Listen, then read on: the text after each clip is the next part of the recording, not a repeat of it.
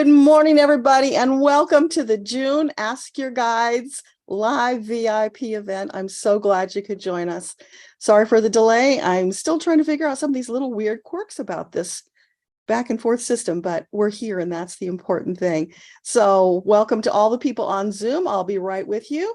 And for all of you who are in Zoom, YouTube on chat, I'll be with you after I finish answering the questions on the Zoom side. So hang with us and we're going to have a rip-roaring great time. It's a beautiful day here in the Poconos, and wherever you are, I'm wishing you a beautiful day as well. So let's pop over to Zoom and see what's happening. All righty. So Sea Isle Girl, you are the first one here. So come on in and join me.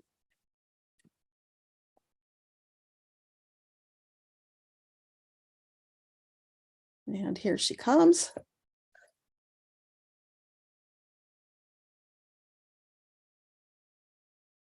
So I just need you to turn on the camera and unmute and we're good to go, Sea Isle.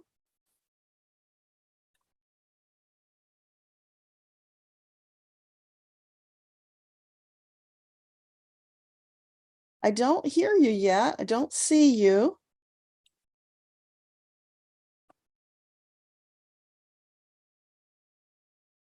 Hopefully you get that coming together soon.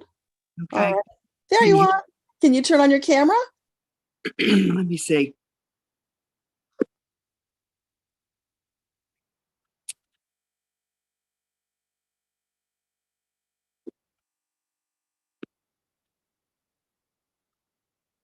So for those of you who are in the Zoom waiting room, when I let you in, if you could unmute and turn on your camera right away, that would be really helpful because there's always a little bit of a delay there and it'll help us keep things moving more smoothly. Good morning. Good morning. I still don't see you. My camera is turned on. Yeah, I'm not seeing. Tell me what your question is and keep working on the camera. Okay. So recently I've been getting a lot of what I feel like signs and synchronicities.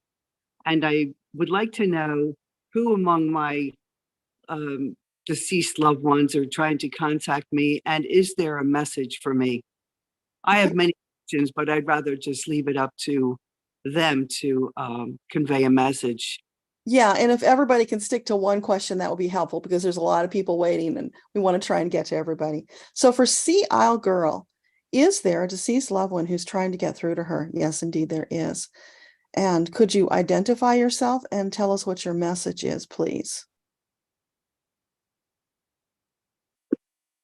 We can make this faster, Sea Isle, if you'll tell me who you think it is, so I don't have to go through all the possibilities. I think it's my brother who passed away last year. Okay, so let's start with him. So what's his name? Ryan. Ryan. So is this Ryan trying to get through? No, it's not Ryan. All right. So a parent, are you looking for a parent? Yeah, my father as well, because he passed on Father's Day. Yeah, I was getting a yes when I asked about parent. Okay, so dad. Is dad here? Yeah. Okay, so what do you want to share with Sea Isle Girl today? First of all, sending love. They all seem to do that. They want to be sure that you get that they really do still love you and they are still active and participating in your life, even though you can't see them. So what would you like to share with her that would be helpful and uplifting in her life? He's singing a lullaby, but it's not like I can hear words. It's kind of a crooning. So it's I guess you might call it more like humming, but it's not really humming either. It's kind of a, I don't know what you'd call it, singing without words. But I can't make out the tune. So the tune is not important or I'd be able to hear it. So what is it you're wanting to tell her? He's just wanting to bring you comfort. That's what that energy feels like. It's like, oh yeah, wrapping his arms around you in a big bear hug so that you can feel it. Because that's important. Apparently you're feeling a little disconnected from him at the moment. So what else would you like to share with her?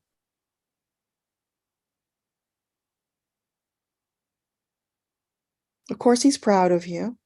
That goes without saying. What else? There's something about that thing that you've got on your mind that you've been chewing on and you're not sure what to do about. Just make a choice already and do it. It's not as life-shattering as you think it is. So go with the one that feels best. Okay. Yeah, it's like, I'm getting a visual of a bath. Oh, hey, there you are.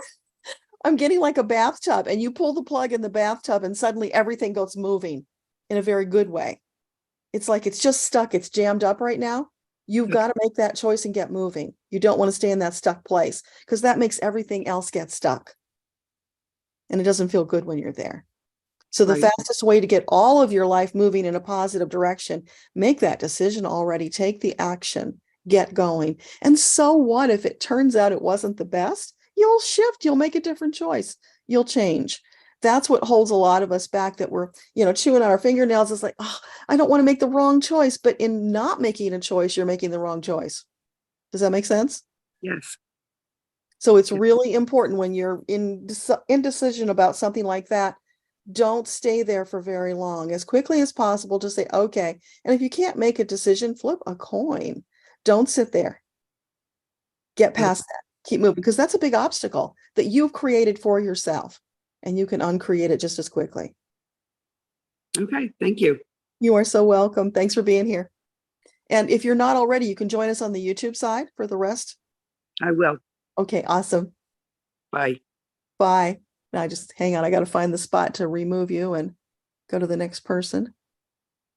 Oh, gosh. You should be right there on the list, and I don't see you now. Oh, there you are. Okay. Here we go. I'm putting you back in the waiting room. Bye. Okay, Sarah. Sarah Delglin, you are next. And we have 10 people queued up in the waiting room. Just to give you guys an idea. There you are. Hey, Sarah. Oh, I don't hear you. You're muted. Right. Hiya there. Hope to Hi. be okay. Hiya. Perfect. Hello there. Welcome. Thank you. So what is your question today? I'm having a bit of a rough time at the moment, and I'm just wondering if the guides have got any guidance and any support and advice to help me with it. Okay. So for Sarah, who's having a rough time right now, what can you share with her that will help get past this?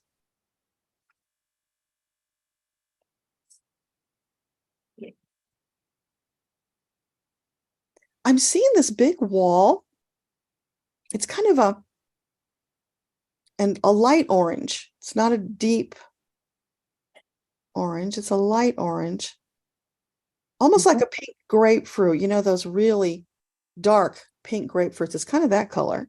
So what is that about? Not about grapefruits. Is that about the heart chakra? Yeah, it's about the heart chakra. Okay. So is there something weighing on your heart? Is that what this is about? There's definitely something weighing on my heart, yeah. Yeah, I get a big yes on that too.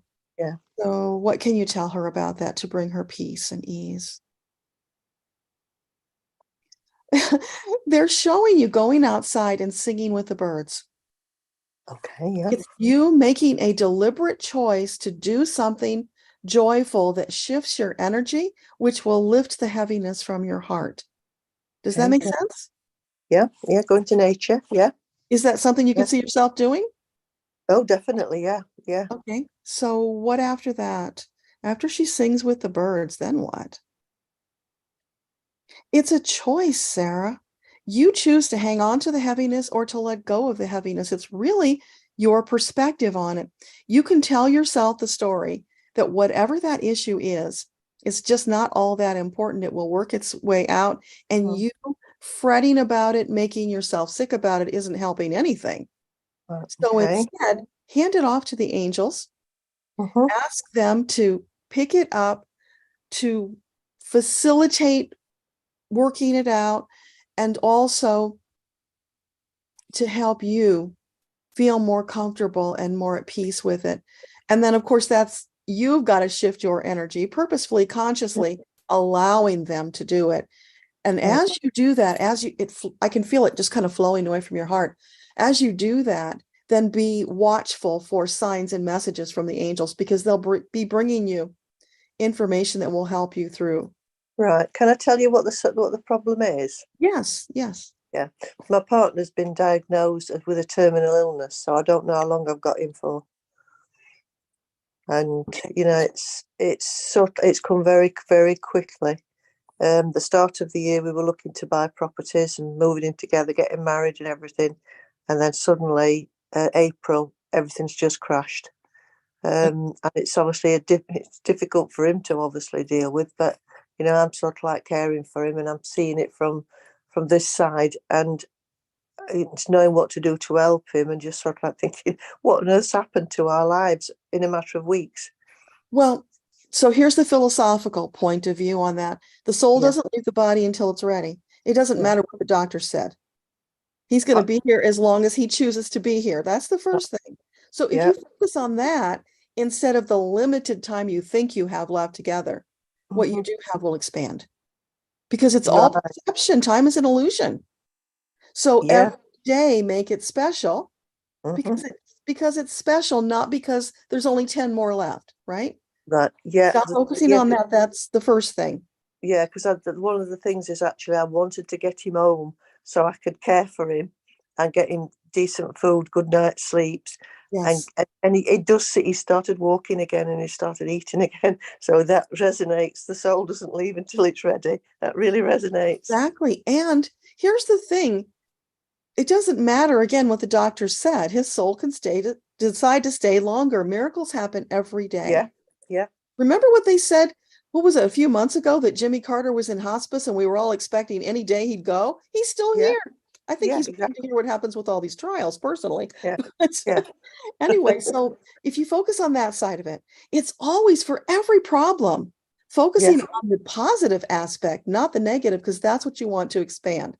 Yeah. While you've got that time, be in a state of love and gratitude for all that you have already shared and all that you're getting. Yeah. And when the day comes when he is ready to cross over, you can do that with a joyous heart, knowing that you have experienced to the max everything that you were intended to experience. And then when he does cross over, he's not gone. He will still be there. You can reach out and touch him. And if you can't do that on your own, there's a meditation on my website that you can use, Connecting with Guides, which you can get loved ones with as well. So you can still talk. It's not like you're gone. Yeah. And he'll just be there preparing the way for you when you're ready. Yeah. May that be many decades in the future. Because here's the other thing. Metatron has been telling us that we are probably going to live longer than we expected, because of the rewriting of our DNA that's going on right now as we go through ascension. And guess what? As that's happening, isn't it entirely possible that could heal him? Yeah. Now, having said that, you don't want to be in that state of focusing on the illness and healing it. You want to be in that state of gratitude, love, and appreciation for everything you've gotten. Just enjoy the heck out of it. Yeah. Does that make sense about the distinction of the energy? Oh yes, that definitely makes sense. Absolutely, yeah. And that's what I've been trying to do, because I've noticed when they start talking, the doctors and the nurses, about palliative care and end of life, and I've, we've both said to one another, they talk about it's just words to them. They don't realise the impact. And I've noticed every time they start talking like this, his energy seems to go down. So I'm trying to focus about, look, it's a lovely sunny day. Let's go sit in the garden. There you go. Let's be outside.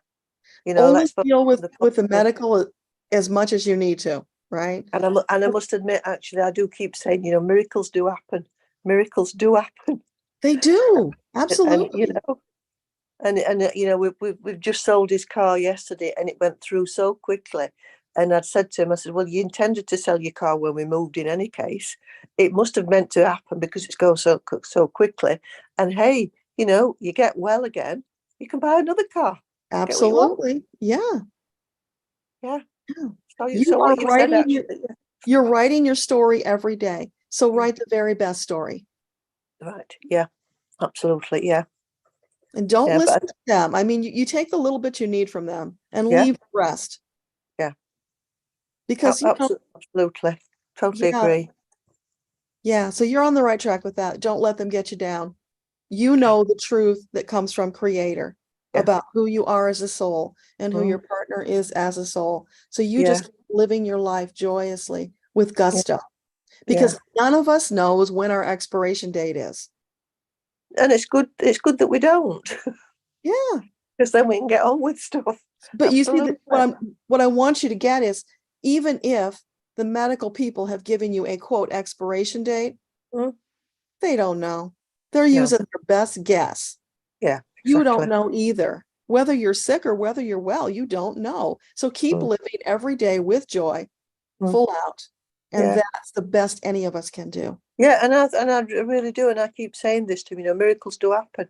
They do happen, and I believe that they do happen. I've seen it around, because obviously, I do quite a lot with the spiritual work as well, and I know that the soul, the spirit goes on.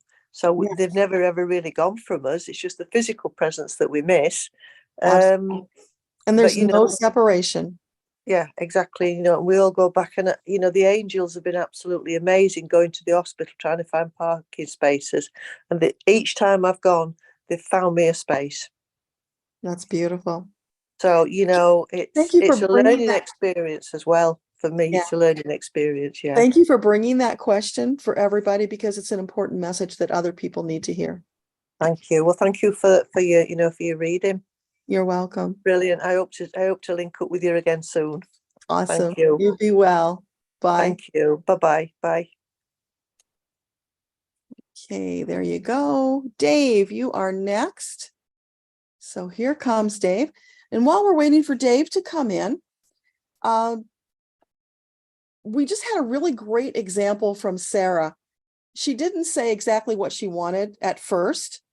And then when she did, we were able to get in faster to get an answer. So for all of you, I know people like to not tell the psychic what it is that they really want to know, because, well, if you're really a psychic, you'll know. And we can get to it, but it takes longer.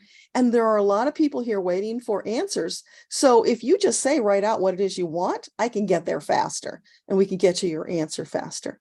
So thank you for helping with that. Dave, do you have a camera there? I don't see you. I hear you. No, I don't hear you now. There you are. Yay. How is it? Hello. I'm okay. How are you? Oh, that sounds gloomy. Tell me what's going on. What do you need? I'm just seeing if any of my family that have passed have any messages for me, anything specific. Okay, is there anybody particular that you want to hear from? I have a handful, like my dad, my grandpa, my Aunt Dee, or my here's the grandma. thing. They won't all come, because only one of them needs to come to give you the message. One can give you the message from everybody that you need to hear, right? How about my grandpa then? So grandpa's the most important. That's what we're going for. All right. My dad's dad. Okay. So paternal grandpa for Dave. What do you want to share with him today? This is weird. I'm hearing, oh, bubble. Now, I don't think you're Jewish, are you? No. So he wouldn't have said that to you, but that's what I'm hearing. So, well, that could have meaning. What was that? Obubula? Bubble, it's like an endearment in the Jewish community. So, my dear beloved child, something like that. It's an endearment. And I don't know, maybe there's a reason he used that word, but it's very peculiar. So, well, he was a trickster, so maybe that's why, because it had that lightweight energy. And that's what you need right now, because you really look like you're down. So he's bringing the bubbles. Yeah. Bringing this has bubbles. been a depression that's been a few years now. So it's my gloominess. Yeah. But when I've seen you before, it's not like this. This is different. I feel a shift. So Grandpa, what do you want to share with Dave that'll be really helpful?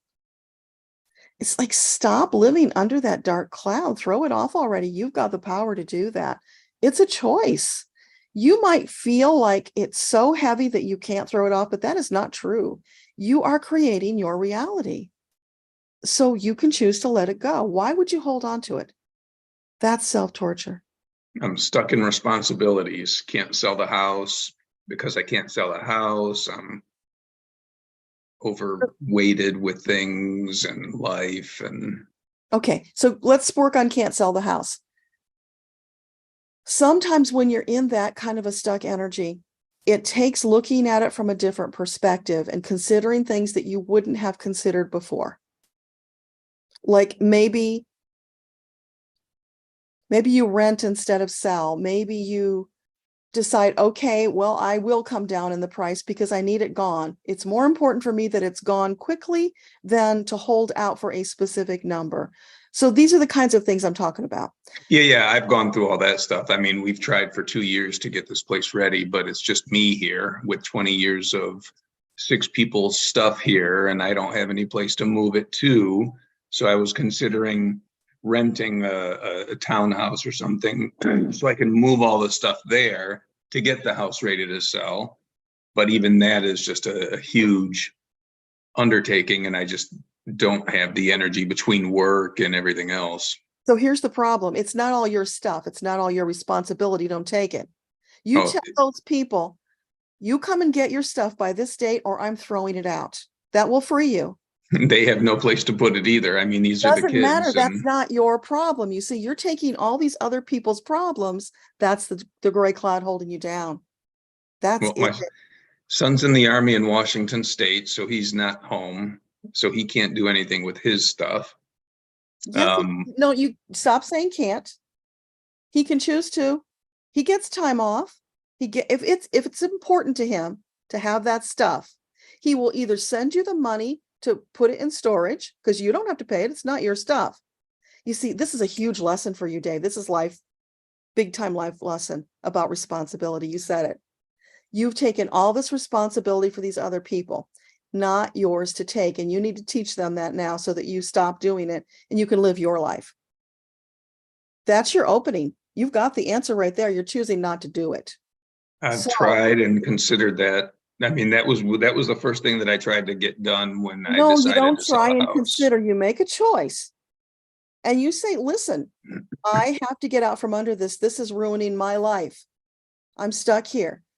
You've got to step up and do your part. So either we throw the stuff away or you pay to put it in storage. You, Dave, do not pay to put it in storage. Rent a townhouse to put their stuff in? To put my stuff in, everybody's stuff in, so I can sell this place. But don't take all their stuff too. That's just moving the problems from one place to another. The problem is all that stuff is keeping you stuck. Well, they haven't officially moved out. When my son's out of the Army, he's planning on coming back home. So that's one. And then, yeah, I can get rid of a couple of the girls' stuff, but it's still, this is time. You've got to make hard decisions if you want to get out of this trap. But the answer is right there.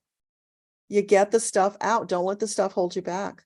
You either rent a big storage unit and just plop it all in there, because that's probably cheaper than a townhouse.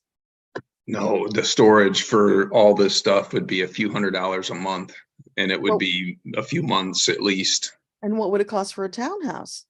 More than $50. Well, a townhouse I would stay in and then, buy that so I could sell this place. But I've gone through all of these things, all the different options, anything that I can think of to try and from all different angles. It's just, yeah. If I didn't have the depression, then I may have a lot more energy and able to do the stuff. But guess what?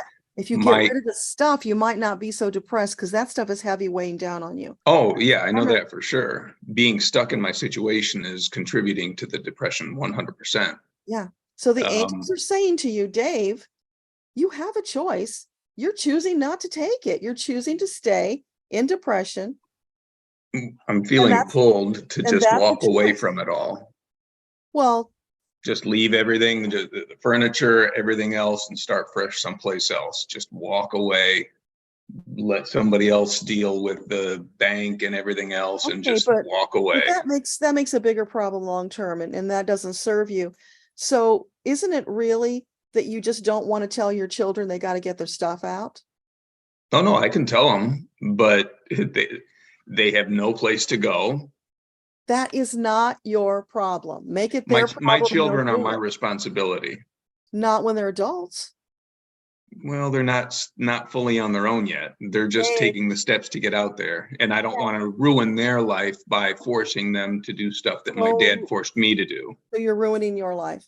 No, you can't put your life on hold for, well, you can choose to, and that's what you're doing.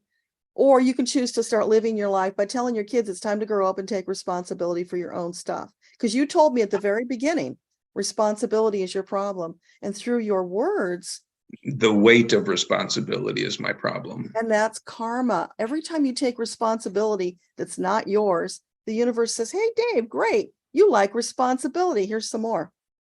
You're creating that reality, and you can create a different reality. Sure, you can walk away from it all, but probably in the long term, you're not going to be happy with that choice. And this is a huge growth moment for you to step up and to see it from a different perspective, to make a choice that serves your soul. Because when you do that, you put yourself in a position to be healthier, to be happier, to be able to give more to your children.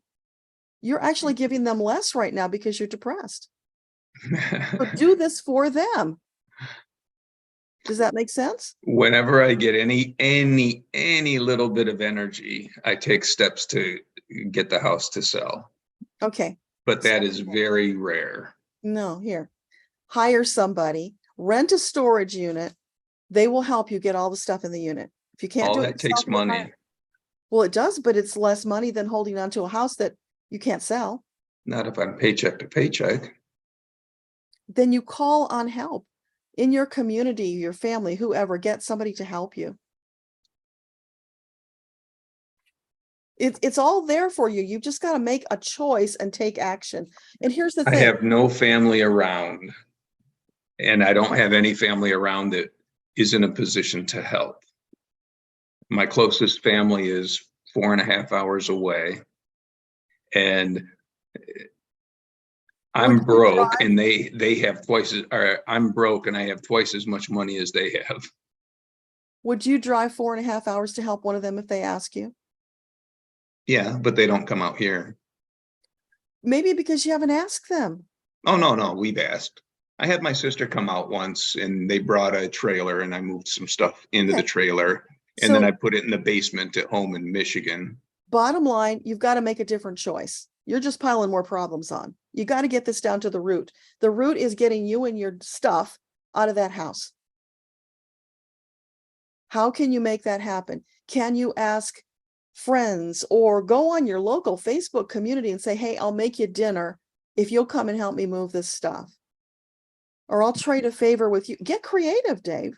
You are putting yourself in a box and you're telling yourself the story that you have no choices except to be depressed in a pile of junk. And that's not true. The thing is, you've got choices, but you don't want to make them. So figure out which one you don't want to make the least and do it. Because here's the secret. Listen to me carefully. When you take that new action that you didn't want to do, you are getting the energy flowing and more things will open up for you. It will get easier. But until you take that first hard step, get unblocked, you're going to stay in this pile of mud. All right, we'll give it a shot. Yeah, it's a hard truth, but you owe it to yourself. And your children, if they understood it from this perspective, would not want to be doing this to you. They love you. Why would they want you to stay depressed and overwhelmed by their stuff? So nothing else from my grandpa? Well, let's ask, but that's the thing you need. That's the most important thing you need. So Grandpa, you got anything else you want to say today? Aside from Boobla. Yeah. Well, he wants you to be effervescent, bubble, get out of the depression. Grandpa, anything else you want to say? Just shaking his head. You have so much power. You don't even know it. You're just disempowering yourself. If only I could snap out of it. You can. One baby step at a time. That's what I've been doing. Little bit when I can. If I see any little room for advancement or whatever, I absolutely take it. Yeah. Any little thing that'll help snap out of the depression. Changing your attitude about it, though. I am calling on my angels to help me with this. I'm going to be very present in the moment, looking for any messages, any breadcrumbs they send my way. And when they do, I'm going to take action because they've been sending them. You're just not taking action. I'll try to be more aware of them. One baby step at a time, taking action. Go out in your backyard and do one of your shamanic circles. Oh, I do that almost every day. Invite some friends to do it with you. There's nobody around for that. Put it on your Facebook page and invite Dave. I'm going somewhere with this. Maybe at some point, if there's value, they kick in some donations, or maybe they kick in with their help to move your stuff. You see how you could take that and run with it? You would find joy in sharing the circle with other people. They would appreciate it and they would reciprocate. It's one simple action you can take. I got to find some good people. Well, stop worrying about finding the good ones. Ask the angels to bring them to you. Just put the word out. Don't limit yourself. All right, we'll give it a shot. You know there's joy for you in that, so do that. Okay. Okay. I sort of like the old format better, where we have everybody there and you can see where you are in the line. Yeah. I sort of like that better, other than just the Zoom screen sitting there and you never know. I know it sucks from that perspective, but this allows me to help more people. So Okay. I got to do what's best for everybody, not just one person, but thank you. Yeah. Okay. Thank Be you. well. Thanks. You too. Bye. Bye. Okay, Joan, you're up. Here you come. And then after Joan, we have Rachel and Mike, just to let you guys know the order. Oh, great, Joan, you're coming up fast. So we have 37 people on YouTube. Awesome, awesome. Hey, if you guys didn't hit the like button already, would you do a like button for me? That would be really helpful. Hi, Joan. Hey, Deborah. Hey, Deborra. Thank you for taking me this morning. I appreciate it. I'm in California, so still kind of getting out of bed. My question is, just to give you a little bit of background. Whoops, can you see me? Yes, I see you. Okay, Thank you. perfect. I got out of an abusive, marriage 5 years ago. I've been doing the work, going to therapy, learning to set boundaries, learned I'm a toxic magnet for people, and toxic people, I mean, getting rid of some of those. Most importantly of all, finding how to love myself and finding self-love of myself. And so the last 5 years have been low points, high points, and I'm finding that I'm moving into a time of more high points now. I like to use whatever message you can bring forth as a touch point. What do my angels and guides have to share with me on the direction I'm headed right now in my life? Okay, so for Joan, what do you want to share with her about this direction her life is taking? Well, first of all, they're jumping up and down, celebrating because you broke out of that bondage, they're saying. The bondage, the torture, the dark stuff. And you are crawling your way to the light, and they're just so happy for you and excited about what is yet to come. So first thing is, don't limit yourself, Joan. Be open to bigger experiences than you might have ever dreamed for yourself, because everything is out there. The potential is huge. As you embrace yourself, you feel that love for yourself, and you stop accepting anything other than the best for yourself. The universe will respond in kind, bringing you even more and better. So you have this whole new future opened up before you. It's up to you to choose what you want to do. They will nudge you and they will bring things into your awareness to help you make decisions, but they won't tell you where to go. So it's about you making those choices about, what does your future look like? What would you really want to do? What feeds your soul? Are you doing what feeds your soul? And if you're not, when will you start? Because that's the best thing you can do for yourself. From there, everything opens up and is easier. There's more love, there's more light, more joy. Okay, thank you. And I'm somewhat cautious about going into any sort of a new relationship, but I feel like I'm more confident about knowing what the red flags are and what to watch out for. Is there any possibility of anything down the road?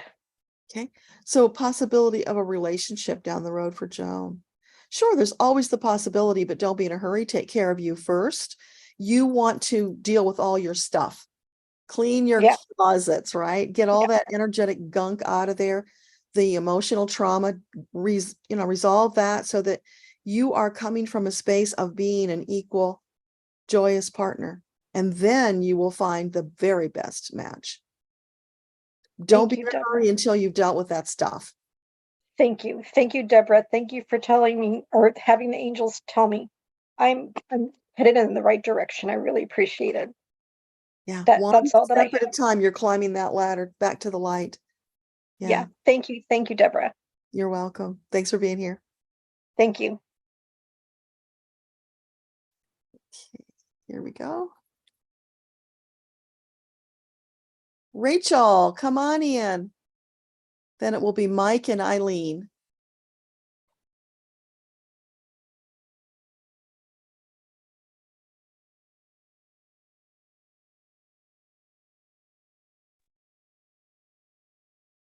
Hi, Deborah.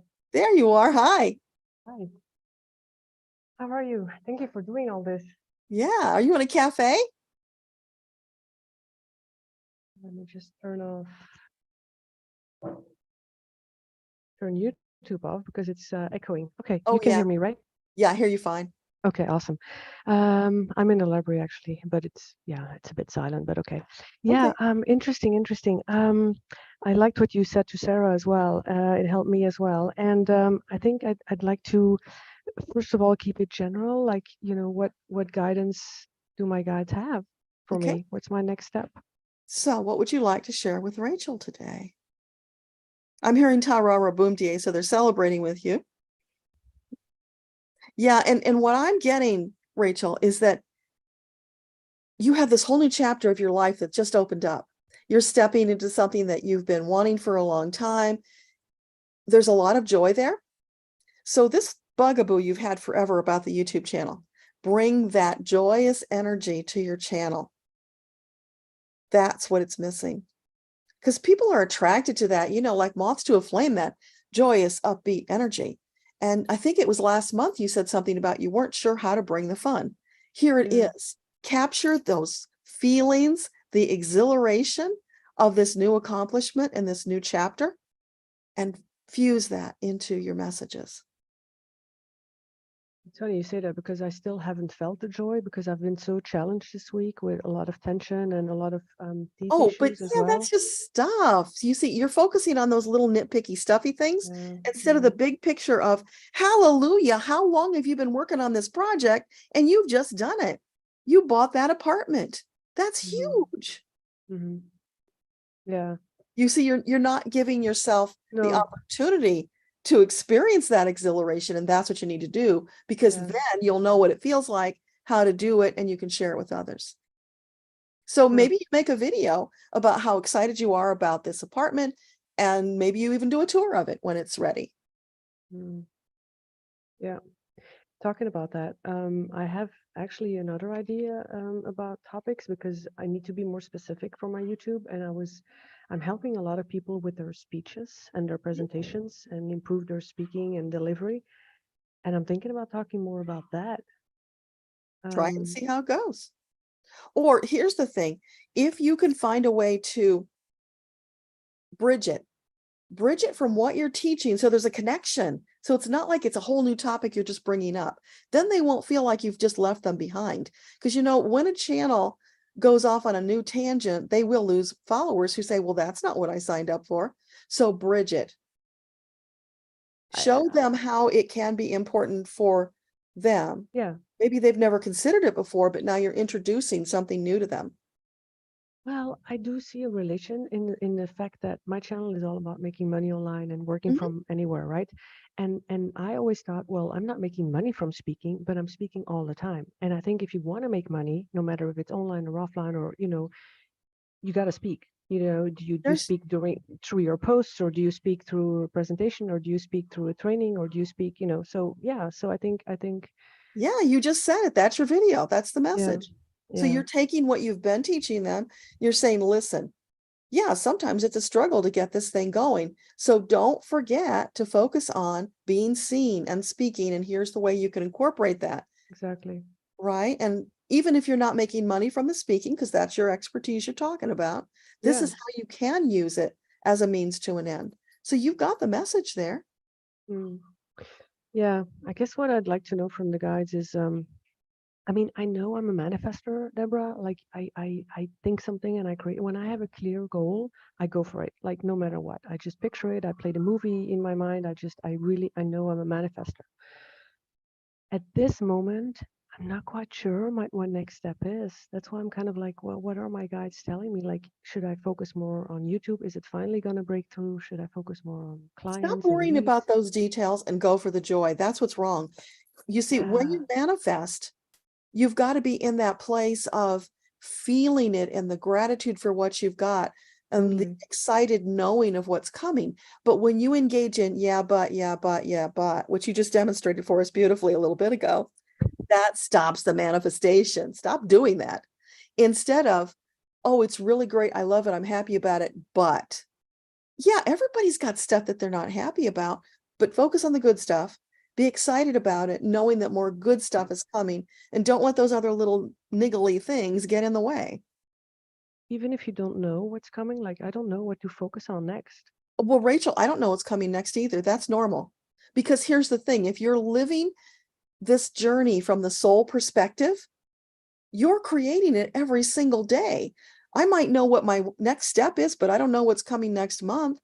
I'm here serving, right? And I get inspired at the right time to do the next thing. So until that Mhm. comes, I don't need to worry about it. Because what am I doing if I worry about it? I'm shutting down my manifestations, closing off the angels. It's being in the present moment, Yeah, having that's what I tell fun, my doing clients. what Yeah. feeds your soul, and allow it to keep expanding. It's an adventure. Why is it so hard for me to have fun? I question There's it all the probably time. some past life block that's connected to it because it's deep. It's a very deep root. All right. Yeah. So meanwhile, ask your angels to help you understand what that's about, Yeah. or get a reading, because we Yeah. do that in those readings. But Okay. each day you make positive choices, stop focusing on the yeah buts, you will see things change in a better direction. But you've got so much right now. Flow Yeah. with that positive, upbeat And I energy do. of I your really do. I accomplishment. mean, yeah. Otherwise, I wouldn't be manifesting so much because I do really, But yeah. Okay. Interesting. Thank you, Deborah. You're Need welcome. more time for the others. Okay, bye. Thank you. All right, so Mike, come on in.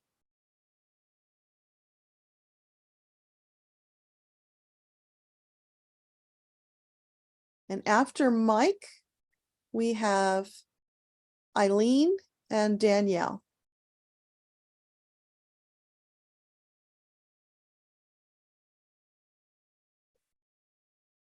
Okay, so Mike, you're still muted and I don't see your face. Hopefully your computer is working okay today.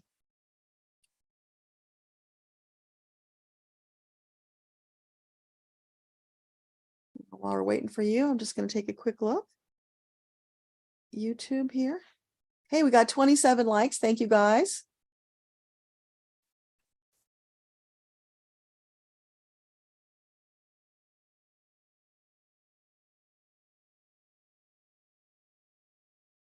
So Mike, are you there? I don't see anything happening. Oh, here we go. You were stuck for just a moment. Hey, there's your beautiful face. Oh my goodness, has been challenging today. Oh, I'm sorry. I sent you the message. I cannot get in on Zoom, but my question is simple: is the new book my priority one? Okay, what's the title of the new book? The emotional, uh, peace breakthrough tools. Okay, so for Mike, his main priority now, would it be the book, The Emotional Breakthrough Tools? No. Okay, so what is the main priority? Is it the back heart chakra work? Oh, yeah. So does that help? A little. I'll just, Let's just go a little deeper on that. So are you saying that putting the books on hold right now and focusing on that healing work? Yeah. Big time. It's like, you're wearing one of those miner's caps with the light on it and the light is shining head one direction. Don't scatter your focus all over the place. but the book includes the back heart chakra work. And it's a bigger plan. It's like a community plan instead of just a local. So let's ask, is putting it on hold how long? Because maybe it's just you need a period of time before you shift into it. There could be some timing thing that you're not aware of that is involved here. So how long does he put this book on hold? Is it more than a month? More than 2 months? No. 6 weeks? So like 6 weeks. I don't know. So you're saying something in the next 6 weeks is happening where he needs his focus on the healing. Yeah. I don't know. Are you aware of anything in the next 6 weeks that you need to do special? So maybe it's something they haven't shown you yet. So make the space, because there's something you're to do in the next 6 weeks. Okay. You don't need the distraction of the book right now. Here's something else I want to share with you that just happened. A while back, probably 2 years ago now, I told my followers that I was going to work on a book on the starseeds so I could share with them about the starseeds. So when I sat down, okay, I'm here, Metatron, let's write this book. Because I don't have the information, I've got to channel it. I want to expand upon the little bit that I have. I got nothing. It's like, no, not the right book, not the right time. Recently, I discovered somebody else wrote that book. That's why I don't have to write it. I can't picture anybody else writing this book because No, I'm not saying that, but I'm saying there was a reason that I was not to do it then. Maybe in the future, who knows? But I didn't need to focus on that. There are other messages that it's more important for me to work on. And right now, the big message for me is that I'm to share all of these upbeat, positive messages from Metatron about getting us to Earthtopia. Okay. Doesn't matter what my objective is. If I'm serving as the voice of the records, then I have to serve what they want me to serve, not what I want to serve, right? Okay. Now, if we're not choosing to do that, if you step off that path and say, no, I'm going to put that aside and I'm going to serve Mike, that's a perfectly acceptable choice. But your soul is probably going to be whispering at you that it's not really what you want to do. Okay. Does that make sense? I hope so. Okay. I'll wait and see. Thank All you. right. You're Bye. welcome. Bye.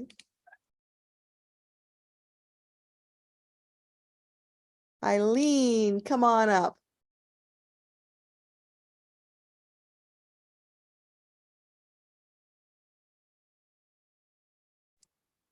Hello, Hello. How are you? pretty good. How are you today? Terrific. Glad to see you. Yeah, I just want to say the gentleman who was talking about the storage units, if his son checks, he may be able to get a military discount if he pays for it.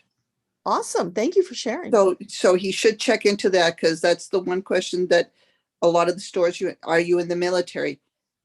They give good discounts to those in the military. So that's a way to get his son to pay for it too, because he has to prove that he's with the military. Perfect. Thank you for sharing that. So that's Dave. Yeah, whoever it was that was having issues with, and believe you me, I have 3 storage units. I know what he's talking about. The reason why I wanted to today, oh, by the way, I'm almost through my 21-day transmutation of energy. So I'm doing it faithfully. In fact, one day I started it and realized I was not in the right frame of mind, stopped, and then started it later on in the day to make sure I was in the right frame of mind. Yeah, that's the kind of consciousness you want to bring to that. Absolutely. Yeah, so I am working through it. So, and last time we talked, the guide said I was going to have a crazy June, and 3 days beforehand, especially my huge event, I just let it go into. I says I'm not going to stress it out, and I was so relaxed by the time the day came because I realized I've done all I can. It's now to release it, and I released it, and I felt so much better about it, and it went well. Perfect, and congratulations. Keep doing that. I will. The question, I'm constantly seeing consecutive numbers Mhm. down to my phone number, consecutive numbers, 1, 2, 3, 4, 7, 8, 9, just all the time. Is it my guides and angels or my family members trying to beat me over the head saying you're not listening to us? Well, I think I know what it is, but let's just see. So what is this consecutive number thing about for Eileen? It's about doing things in order. Don't get ahead of yourself. One step at a time. Consecutive, get it? It's a Yeah. God link. Yeah. But sometimes I'm wondering, because I've got so many projects going on, which one I'm supposed to be focusing on when they bring me that message, because it's literally between work and trying to write the book and trying to do other things. It gets confusing. So you feel your way through it. Take those choices, line them up, feel it in your solar plexus. Which one feels the most joyous, uplifting, exciting? That's always the best choice. Right now, do the guys feel it's time for me to start working on my book again? I've put it aside because of everything that was going on at work. We've had now 5 people resign from our group in the past few months, but this was also the group that oversaw all of COVID response for the area. So it makes sense. They're burnt out and they're moving on to other things and better things. I know that. But I've been focusing a lot on work. Is it time for me to start moving? Is all these consecutive numbers telling me it's time to move back to the book? Well, a better question would be, why are you putting your life on hold for a job? Does that bring your soul joy? So let that simmer and we'll ask. So are you saying that it would be an optimal choice for Eileen to step into her book again? Yeah, because that's where your heart is. That's what you want to do. And what are you doing? You keep putting your life on hold. You're prioritizing other people over your soul. Why? They're not any more worthy than you are. You are Yeah. equally important. Your goals are equally important. So if that is what your soul longs to do, then you find a way to do it, but you still manage the other stuff on the side because you got to be practical. Mhm. But you find a way to do it. Don't stop putting it aside for everything else. Make that your number one priority. That makes sense, because I have put so much aside because I feel like I have so much responsibility with work right now. And others, there's only 3 full-time people right now, and they've just piled a whole bunch of other responsibility. Oh, as you said before, you want response, we'll give you some more. Yeah. And the physical evidence, you have 3 storage units. yeah, That's a lot of responsibility you're hauling around on your back. yeah. Find ways to get rid of responsibility that doesn't serve you. Yeah. Well, it's not only get rid of the responsibility, but it's sharing the responsibility with the others who should be stepping up with it. Well, It shouldn't be mine if only. you don't step in and do it, somebody's going to have to step up and do it. Don't Yeah. overgive. That's why you're in this state, because you fill the gap when they don't. So all you're doing is rewarding them, which means they're going to keep doing it. I mean, this weekend is a perfect example. It's a long weekend here in the area because we celebrate Juneteenth on Monday. Mhm. And of the 3 of us who are full-time, I discovered early in the week, oh, the other 2 are going to be out of town. So I'm the only one who could do a certain part of it. And they hadn't even bothered to tell me or check with me. Because they take it for granted that you'll fill the gap. Stop filling the gap. Stop filling the gap. Yes. I haven't even taken Tuesday will be my first day taking a day of vacation since I started working a year ago. You need to start doing that. That's your self-care. And Yeah. you are signaling to your coworkers that something has changed. Yeah. Draw the line, make your boundaries. You know, boundaries are so important for you. Yeah. One baby step at a time, and don't beat yourself up when you fall back into the old pattern, because you will. It Yes. takes time to work out of it, but you can. You've got the heart, you've got the desire. And every time you put up that boundary and you say no, you are making space for your book. You've got to make the energetic space to do Yeah. that book. Yeah. Maybe what I'll do is, since I have all this vacation time, take one day, at least one day a week, and take a vacation day that I can work on it. Well, it's owed to you, so you could take a whole week if you wanted to.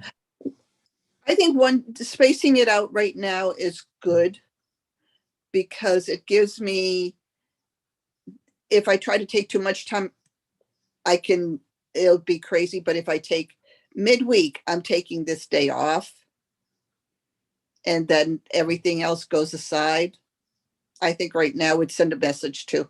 That's a start, but keep in mind for the future, you're Yeah. still putting their needs above yours, because you're saying, know. I can't take multiple days, that they won't make it with me. Guess what? Okay, this Yeah. might be hard to hear, but if you were to die tomorrow, they would figure it out.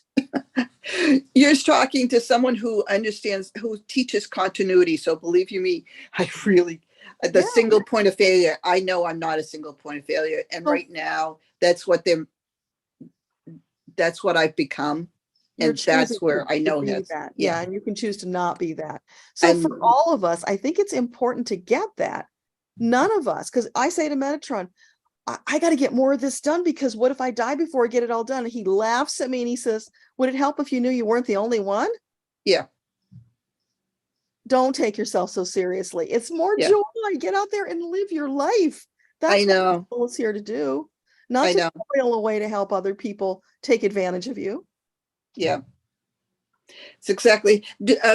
Before we end, do my family have anything to say? Like mom or dad especially dad, have anything to say to me? So, Dad, you got anything you want to share with Eileen today? I'm hearing a trumpet. And it's very boisterous, accentuating. So it's like a language I don't understand yet. Let's just see if it comes clear. So what are you trying to say with that? Toot your own horn.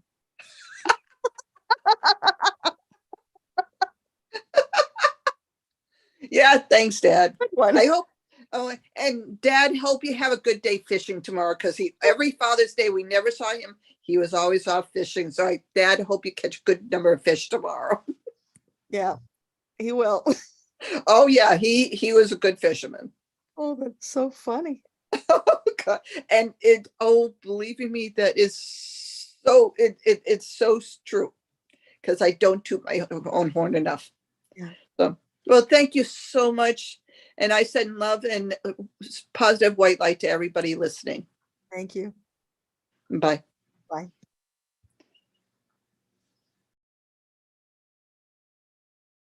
Okay, Danielle, you are up. And after Danielle, we have Adelina and Melinda. And then, let's see, we have 2, 3.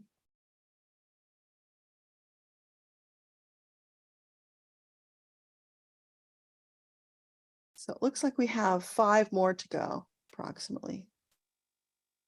Hi there, how are you? I'm good. How are you? Terrific. Okay, so my question is kind of understanding. I know my guides are trying to tell me something, and they're leaving me clues through feathers. I've had a feather on my doorstep.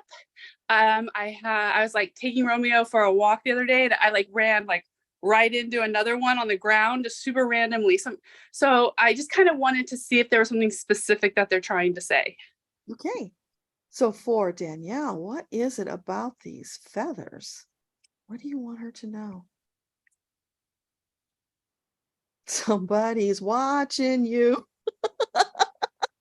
Like watching out or watching? The angels are being silly. We're always watching you. Yeah. So the feathers is like validation, in case you had any doubt, that they are around all of the time. They know your needs. They are ready to serve. You've just got to let them know what you need. No. Romeo, stay. Okay. Pause of the month. So there's nothing like specific. Yeah. Yeah, I'll ask if there's more. Okay, yeah, because I know they're always around, and I have been calling on them more often for reassurances, because it's been I'm just going through this big stressful thing. So I just wanted to know if there's something specific that I'm just not catching or reading or lading. Okay. Okay. So is there anything that you want to share that you haven't gotten through to her yet? Is there some important nugget that's waiting to come through? All right. So tell me what it is.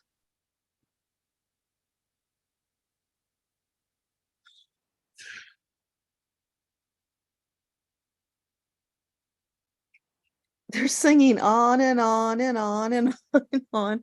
So it's like you've been calling them, and the feathers are validation that they are on Okay. hand in case you had any Okay. doubt at all. And it just goes on and on. The journey is going on and on. They are Yeah. there to help you steer the ship in whatever direction you choose, but they're waiting for you as the captain to give them instructions. What do you want from them so that they can Okay. bring you more of what it is you're trying to create? So Okay. as the author of your story, you give them assignments. These are the things Okay. I need. And don't be bashful about it. Okay. Ask for more sooner. Okay. Because the feathers are kind of like an indication they don't have anything better to do except scatter feathers. Okay. Okay. Yeah, we're here, but hello, we could be doing something useful. Okay. Meanwhile, we'll scatter feathers and get your attention. Okay. Okay. I could do that. It's like you're paying staff, but you're not giving them any tasks. Okay. How does that help you? Okay. I mean, that's fair because I tend to be somebody who tends to take everything on myself. Delegate. Okay. Well, that sounds I think I could do that because I just actually thought of something I could completely like ask for them that I'm not ready for yet, but if they could start making their magic happen to bring it into my presence when I'm like ready for it right then and there. So Yeah. okay. Absolutely. Okay, cool. And then I just wanted to just make sure that I'm in the flow. Like, am I in the flow? Because I've had a lot of resistance for a long time in my life, and I feel like I'm finally like kind of where I'm supposed to be. So I just wanted to see it, like if I'm in the flow right now. So, can you let Danielle know? Is she in the flow right now? Well, what's more flowing than feathers, right? True. That's fair. That is a very good point. It's like, Okay. stop being a doubting Thomas. Okay. Stay in the flow, believe it, Yeah. flow with it. Because inside Yeah. you must have felt that. Right, because I've for so long, like so many, like 20 years, you think you're in the flow and you're just not. And I finally just feel so good. And I'm like, is this it? Like, is this what it feels like? Well, So, a good okay. sign is when things are just moving the way you Yeah. want them to do, and you're not having a lot of blocks and obstacles. So that's a great sign that you're in the flow. Right, but there's still resistance. And that's what I'm trying to understand is like being in the flow, but then there's still, it's not like everything's just going to like fall in at your feet, right? Like there's still going to be Well, no, resistance. There's always some resistance because that's part of your growth. Right. You're learning when it comes up, when you feel it, then you analyze it and decide, what do I do about this? How do I True. get back in flow and let it go? Every day you're learning new things. Otherwise it would be boring. Yeah. No, that's fair. That's fair. Okay. Okay. Yeah. No, I've been wallowing in the, huh? What's that? Don't take yourself out of the flow by worrying about not being in the flow. No, I won't. I promise. Okay. Yeah, no, I just did this, like, I had to wallow in my stress for like the past 7 days. And then I'm like, am I in the flow? Like, why is this, this is happening? But I mean, it broke through, like the cloud lifted and it's all sunny days right now. But it's just like, it was so heavy that it's almost like I had to sit in it, like just. Well, the stress is a clue. So what do you do to get out of the stress? Well, it was out of my hands. Okay. It was something don't stress about it. If it's not in your hands, you don't stress about it. But it was like my livelihood, right? Like it has to do with, like I ordered these fabrics. This is because I'm a designer, and they came in from Italy, and they had to get through customs. And then all of a sudden, they weren't going to clear them for customs. So But I had to like. Stressing doesn't make it happen faster. Here's your challenge. Breathe. So instead of stressing, breathe through it. Relax. Allow yourself to see whatever the solution is. A way will be made, and that's where the angels step up, and that's what the feathers are about. Hey, yeah, let us handle it. Don't stress. Don't stress ever if you can avoid that. Okay. That's what. Yeah, no, because. Sorry. It's all right. Stress takes you out of flow, so that's a clue. If I'm stressing, I'm doing something wrong. So Mhm. how do I stop that? Just let go of those things and let the angels work it out. Trusting, knowing that when you're not stressed, you will see the clues. Is like I had to learn actually my potential to get through this, but through that I'm a worrier. Like it's just kind of like a part of my nature, my sun sign. Don't It's make one that of those. the truth. Don't make it the Oh, truth. Don't Okay. be a warrior. That Okay. stops your manifestations. Let go. And when Yeah. you keep telling yourself that you're a warrior, you will be a warrior. Okay. Okay. Write Yeah. a I don't new want to be a story. warrior. No. Okay. Worry and stress don't serve you. Guilt and fear don't serve you. Push that all away. Find the joy, the peace, the confidence, the Yeah. love. Yeah. Yeah. Okay. Yes. We'll do. We'll do. Okay. Thank you. You're welcome. Breathe. Will do. Bye. Bye. Okay, Adelina, come on in.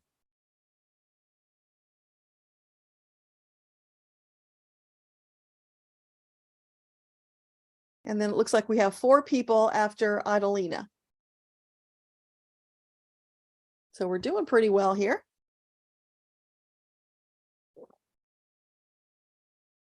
Adelina.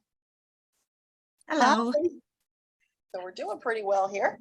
Oops, just mute your YouTube. Okay. Hello.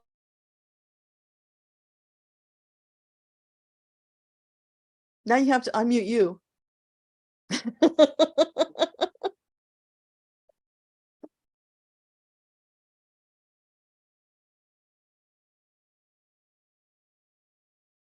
Yeah, just on the YouTube window, just hit the mute button there.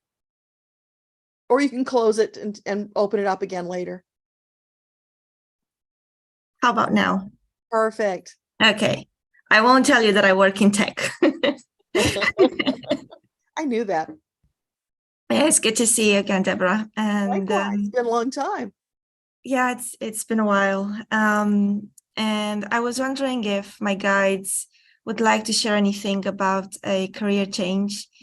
I've been thinking and desiring a bit of a career change for some time now. I didn't feel it was the right time.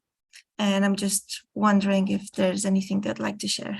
Okay. So for Adelina, a career change, would that be an optimal choice at this time? Not at this time. What about in the future? In the future? Okay, so when in the future? Are we talking like a year or something? More than a year? No, less than a year. So more than 6 months. Yeah. More than 9 months? So 8. Oops, 10.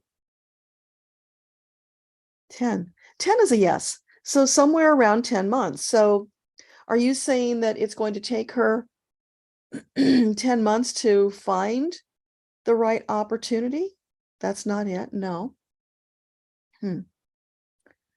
So is it that the opportunity isn't ready? That's what it is. It's not ready yet. So in approximately 10 months, this opportunity will be available for you. And is it something she already knows about? Yeah. And I'm hearing, I've got my eyes set on you. I don't know who's saying that. Who's saying that? I know the song. I'm It's very like Elton surprised. John or somebody. I don't know. Anyway, yeah. So is there something you've been looking towards that we can ask specifically about? I am a bit surprised because I was actually hoping I would make a change this summer. There are new job openings in my company in this summer because their financial year starts on the 1st of July. So I was actually hoping it would be quicker than. Well, let's ask if there's something in your company, because I was feeling like it was something totally different. Okay. Not at your company. So this opportunity for Adelina, is it in the present company in just a different position? No, it's somewhere outside of this present company. Yeah. Okay. Is it something to do with ethics in artificial intelligence, which is the domain I would like to get into? something in ethics and artificial. Oh yeah, big yes right away before I could even finish. Okay.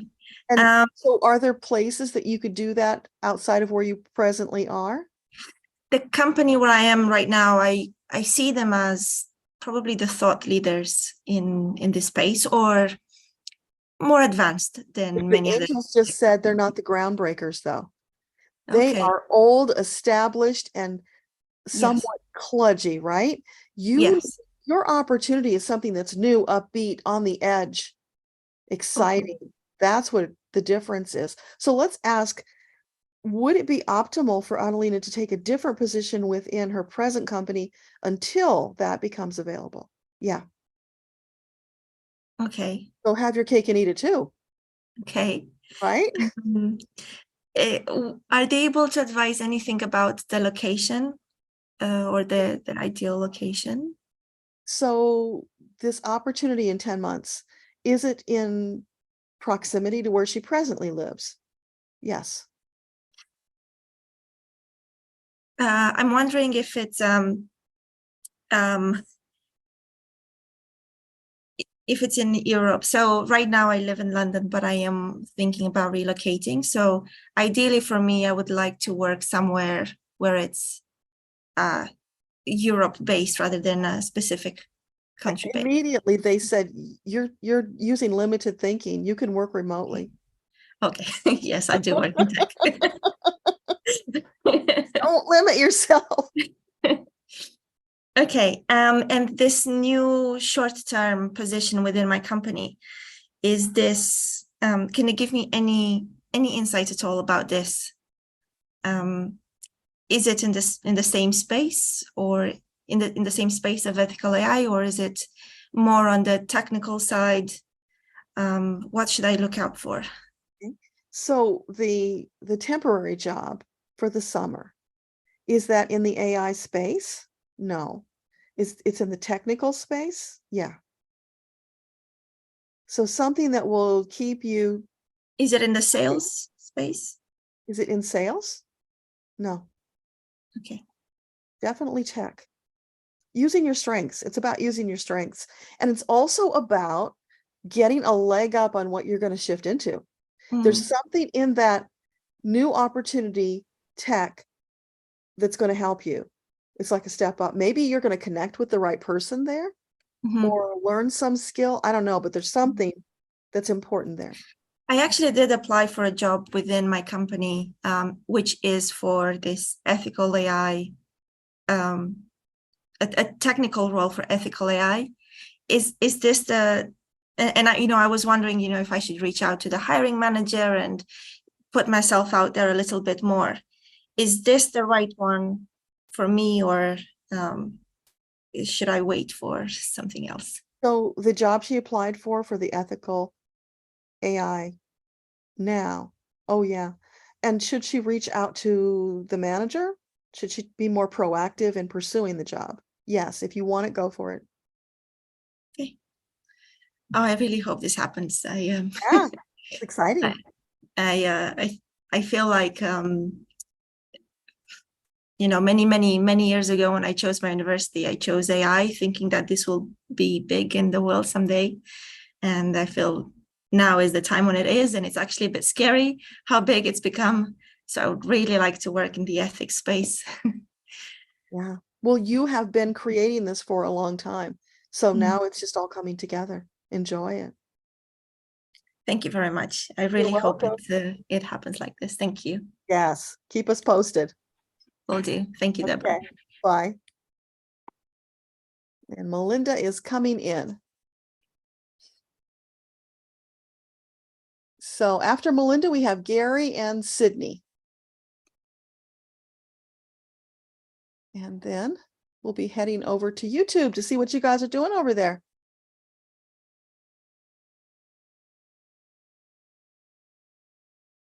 So Melinda's connection looks like it's taken a little bit to come together there.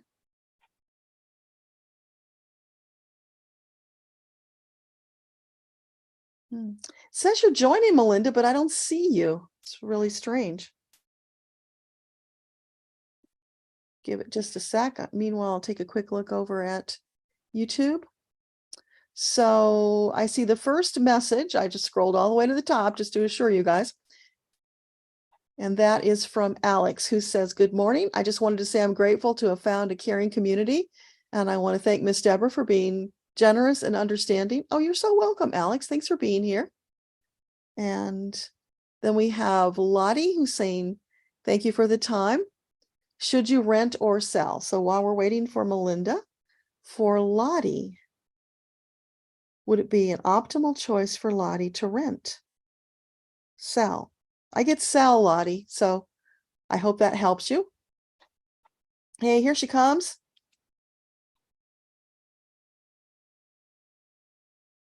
So if you can just turn the camera on, Melinda, that would be awesome.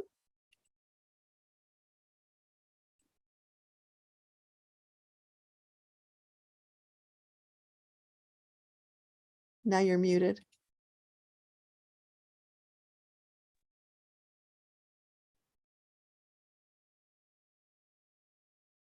There you are. Hello. There I am. Let me get this out of here. Okay. Hi, Deborah. How are you? I'm wonderful. How are you? I'm good. My question is that I've been feeling good and stuff, but recently I was in traffic and we were in a little, kind of like rush hour, my sister and my niece, and we had a fender bender. And so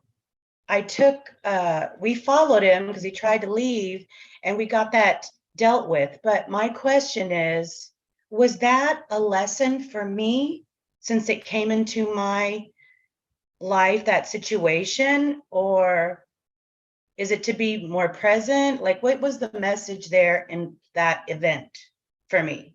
Were you driving? Yes. Okay. So for But Melinda, he backed into me. Sorry. yeah. He bumped into me. Okay. Yeah, when you said he took off, I figured it was him.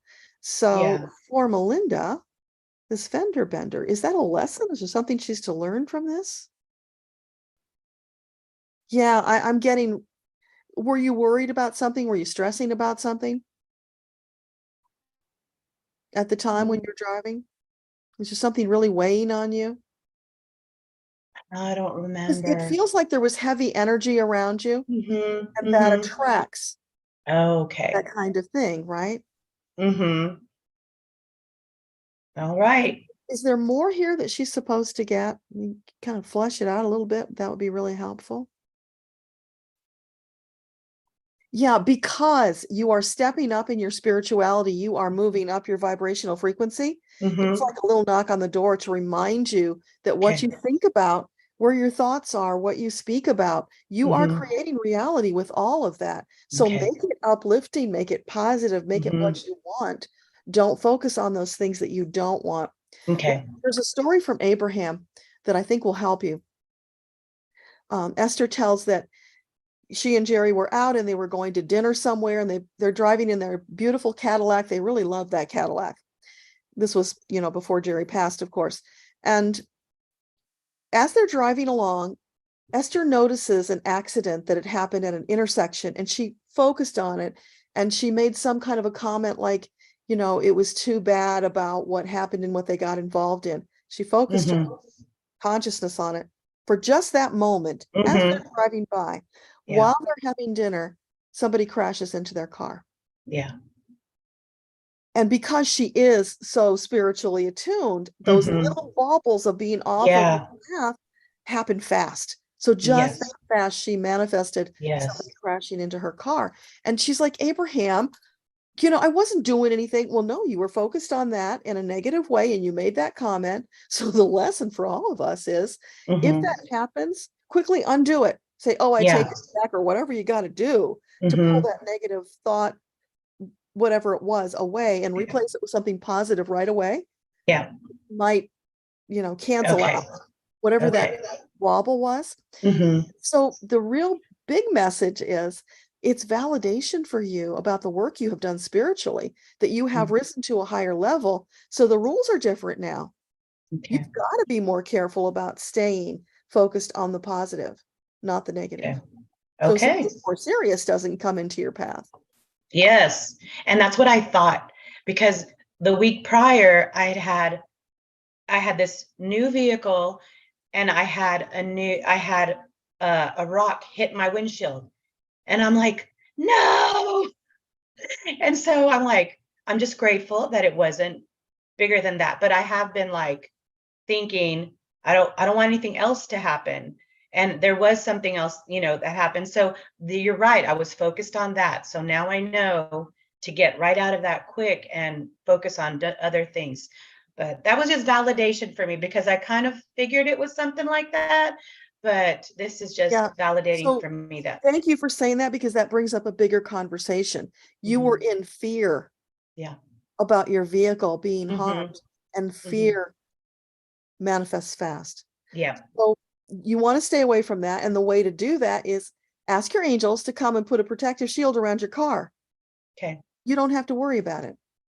Because Okay. remember, we don't want to worry about anything. Mm-mm. Let them do the worrying. They'll take care of it. Okay. Yeah. But that's another thing, though. It was so powerful. You manifested it rapidly. Another validation that you're on the right track. Yeah. It's just tweaking it from here. Yes. Okay. Thank you very much, Deborah. You're welcome. Okay, Gary, come on in.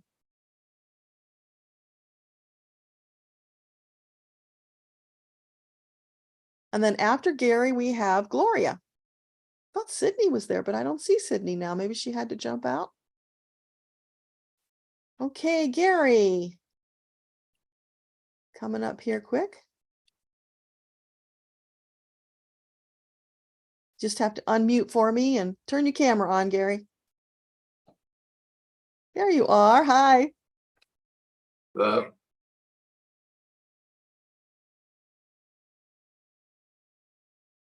So you all set? I am. All right. What's your question? My question is, hang on, because I still have the other one on. Let me turn this off. Okay. My question, Deborah, is I've been trying to hang on because I have YouTube going. Yeah, I know that's a problem. You can either close the window or hit the mute, whichever is easier. Yeah, let me close this other window. I got too many windows. So.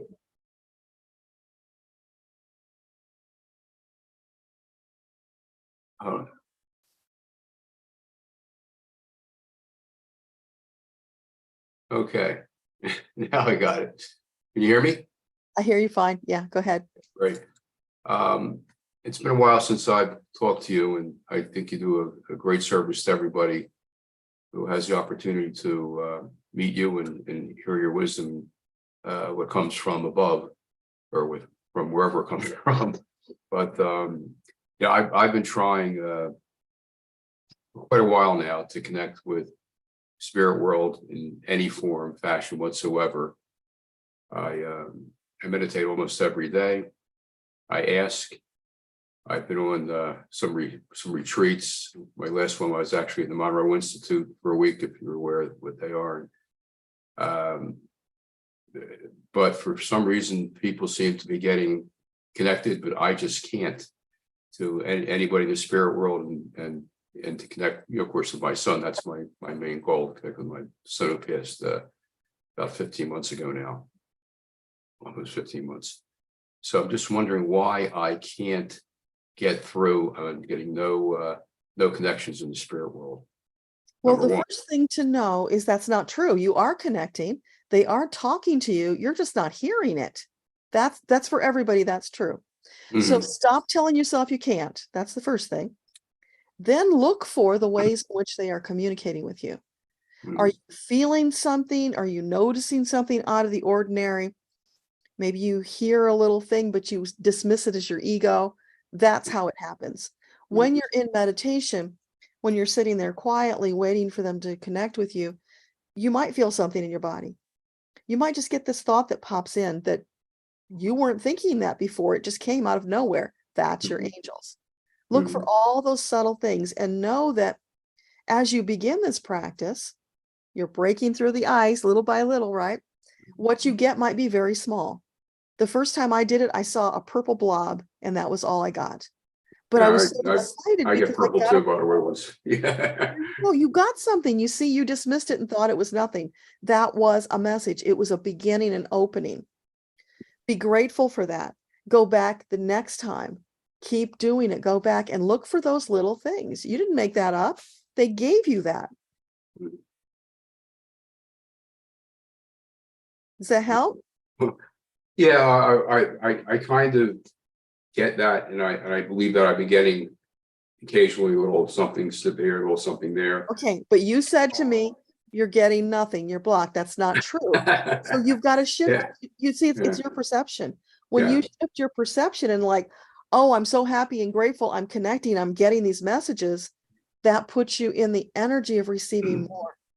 Right. Okay. And the reason I said I'm not getting strong enough messages that I'd like That to takes get. practice, Gary.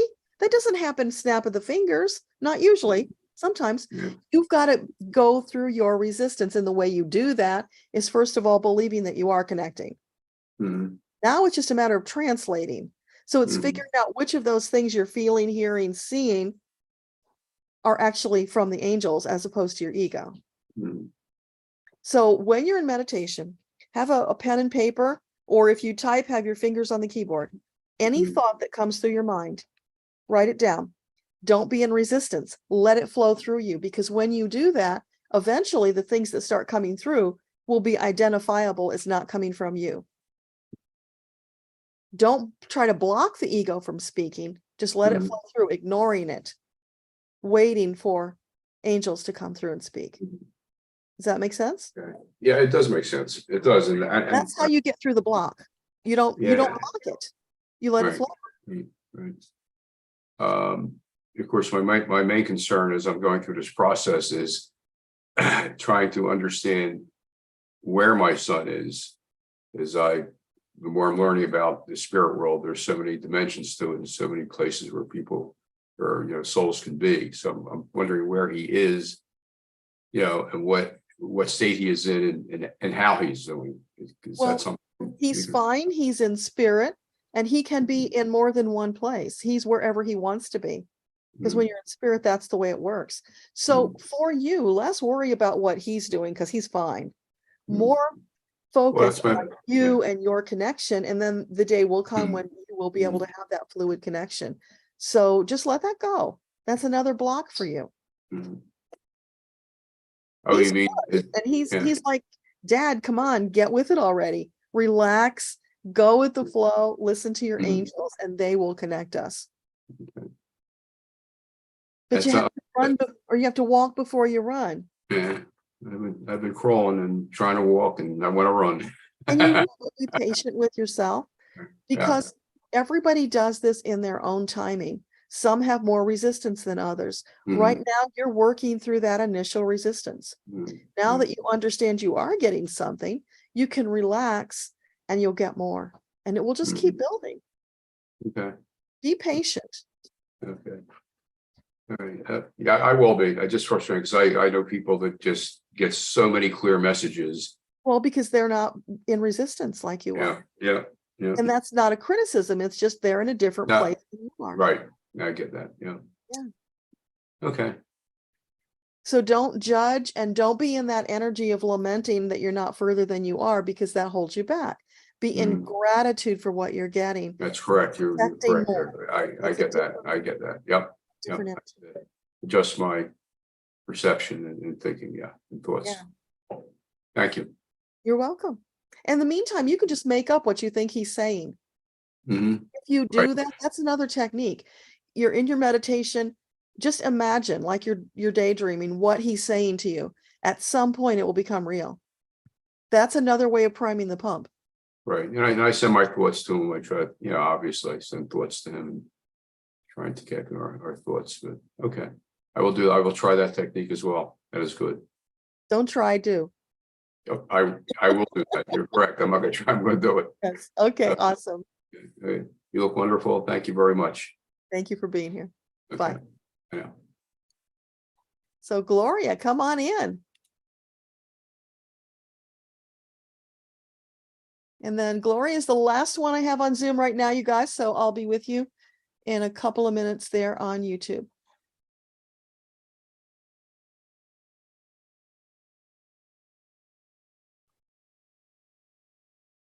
So we're just waiting for Gloria to get the camera and to get unmuted.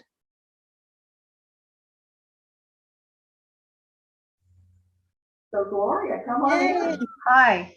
Hi. Just close the YouTube window. YouTube. And then Gloria's the last one I have on Zoom. Right? There you go. Is that better? Perfect. How are you today? Better now. I was having the hardest time getting on here. But I'm here now. So Awesome. I just want to thank you for the readings that I had with you in the last few weeks. I really got a lot from that. Thank you. Thank you. You're so welcome. Still there? Oh, okay. I completed the restoring the soul facets job that I had, and I want to know, am I all back now? Am I 100% back? And it's my 6th chakra tear repaired, and are we, me and my husband of that lifetime, still trapped on the negative astral plane, or are we released from that now? Okay. So for Gloria, is her soul now 100% intact? Yes. What about the golden web tears? Are they all repaired? Is her golden web 100% intact? Yes. And the connection through the negative astral, has that been closed? Yeah. And it for everybody, it's always yes, because you did the procedure, you went through the ritual. It's energy and intention. You are the authority, you're the sovereign soul. Because you declared it to be, it is. Okay, good. But if you're nervous, it's good to ask. Yeah. I mean, I feel much better. So I thought I probably had, but I thought, well, I should ask. It's just better to know. Any kind of a sensation or any energy when you were doing the soul facet restoration? Did you feel anything? No, not really. I just felt better afterwards. Good. Okay. I still have the other 2 chakras to work on, the 3rd and the 7th, to do the 21-day clearing. And I'm planning to start that tomorrow on the new moon. I thought that would be a good time to start it. Yeah, it really doesn't matter. But if it matters to you, then do that. Yeah, because it's all about you. Mm-hmm. And really, the only other thing I want to know is if my guides have anything they want to tell me about anything. Okay. So what would you like to share with Gloria today?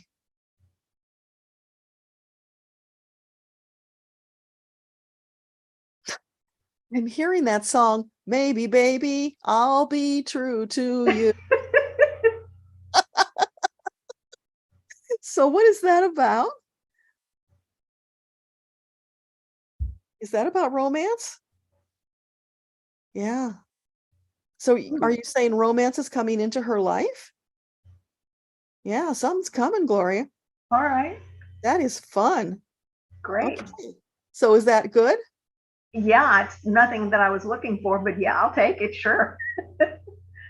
That would be wonderful. Well, isn't that interesting? You did all that clearing work. You got your soul restored. So you are in this really beautiful place to be ready to have a relationship. That's awesome.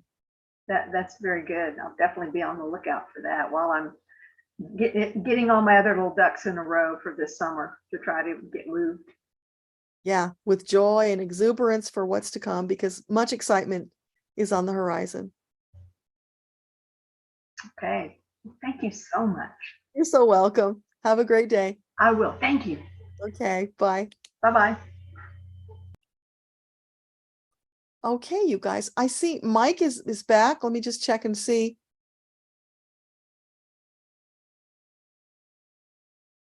Mike, was there something else that you wanted to ask about? Mike, you're asleep. I guess not. Okay, we'll let you go. All right, so you can exit out of Zoom, Mike. You don't have to hang out in the Zoom after your question was answered. All righty, so guys, now it's time to pop over to YouTube. That is so funny. All right, so hi, Millicent, Synthora. Thank you for the guidance. I'll be driving during this session, still job hunting with no results. Any guidance on how to bring in money, get a job? Okay, so for Synthura, what can you share with her about getting a job? Because this is going on way too long. She needs some answers. There's something about tapping into your creativity, Synthura. There's some creative talent outlet, something like that is there for you, but you've been afraid to pursue it. Go for it. Leave no stone unturned. Pursue. Yeah, it's like something that excites you, but it scares you because you don't know if you can handle it, and you can. It's when you feel that way that you really want to move forward with your angels, because that's a good sign that it's in alignment. It's something that they have made available to you, and they will guide you through it. So try that, and then let us know how that works out. Millicent says, I've never seen anyone use a pendulum like you. Would you explain your technique? It's pretty similar to what everybody else does. You know, I just have this pendulum here, and when I hold it, I have it on this little clip so I can hold it easily, but I just kind of let it rest on my finger so that I'm not holding it tightly and blocking the energy. Because with the pendulum, the energy is flowing from divine through you into your arm and out the pendulum.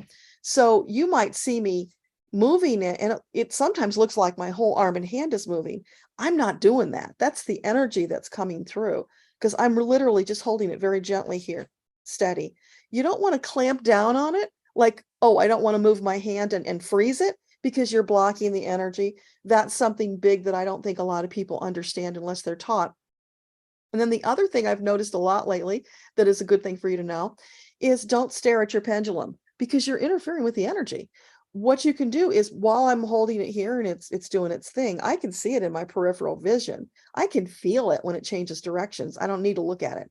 So I'm allowing the pendulum to bring the divine answers without doing something to control it. So I don't really know what else to tell you about that, but if you have more questions, let me know. Hopefully that's helpful. Michaela, is there anything your Akashic team wants you to know? Thanks and blessings. So for Michaela, what would you like to share with Michaela today? Blue, blue, blue. I'm seeing blueberries, bluebells, blue.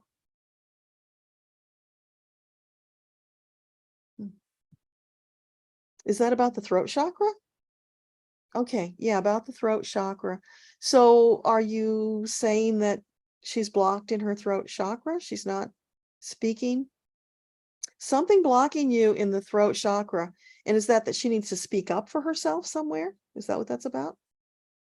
Yeah.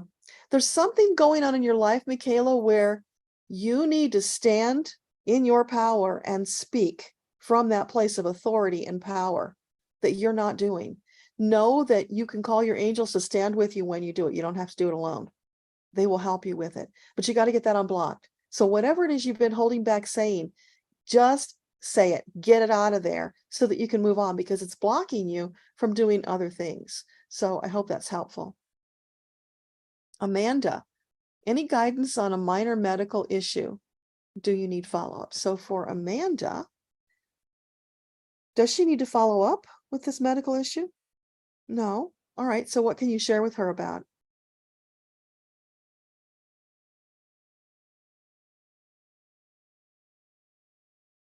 It's about self-care for you, Amanda. It's stepping back, allowing your magnificent body to do its job and heal you, trusting that it will, giving it, the best healthy fuel that you can give it.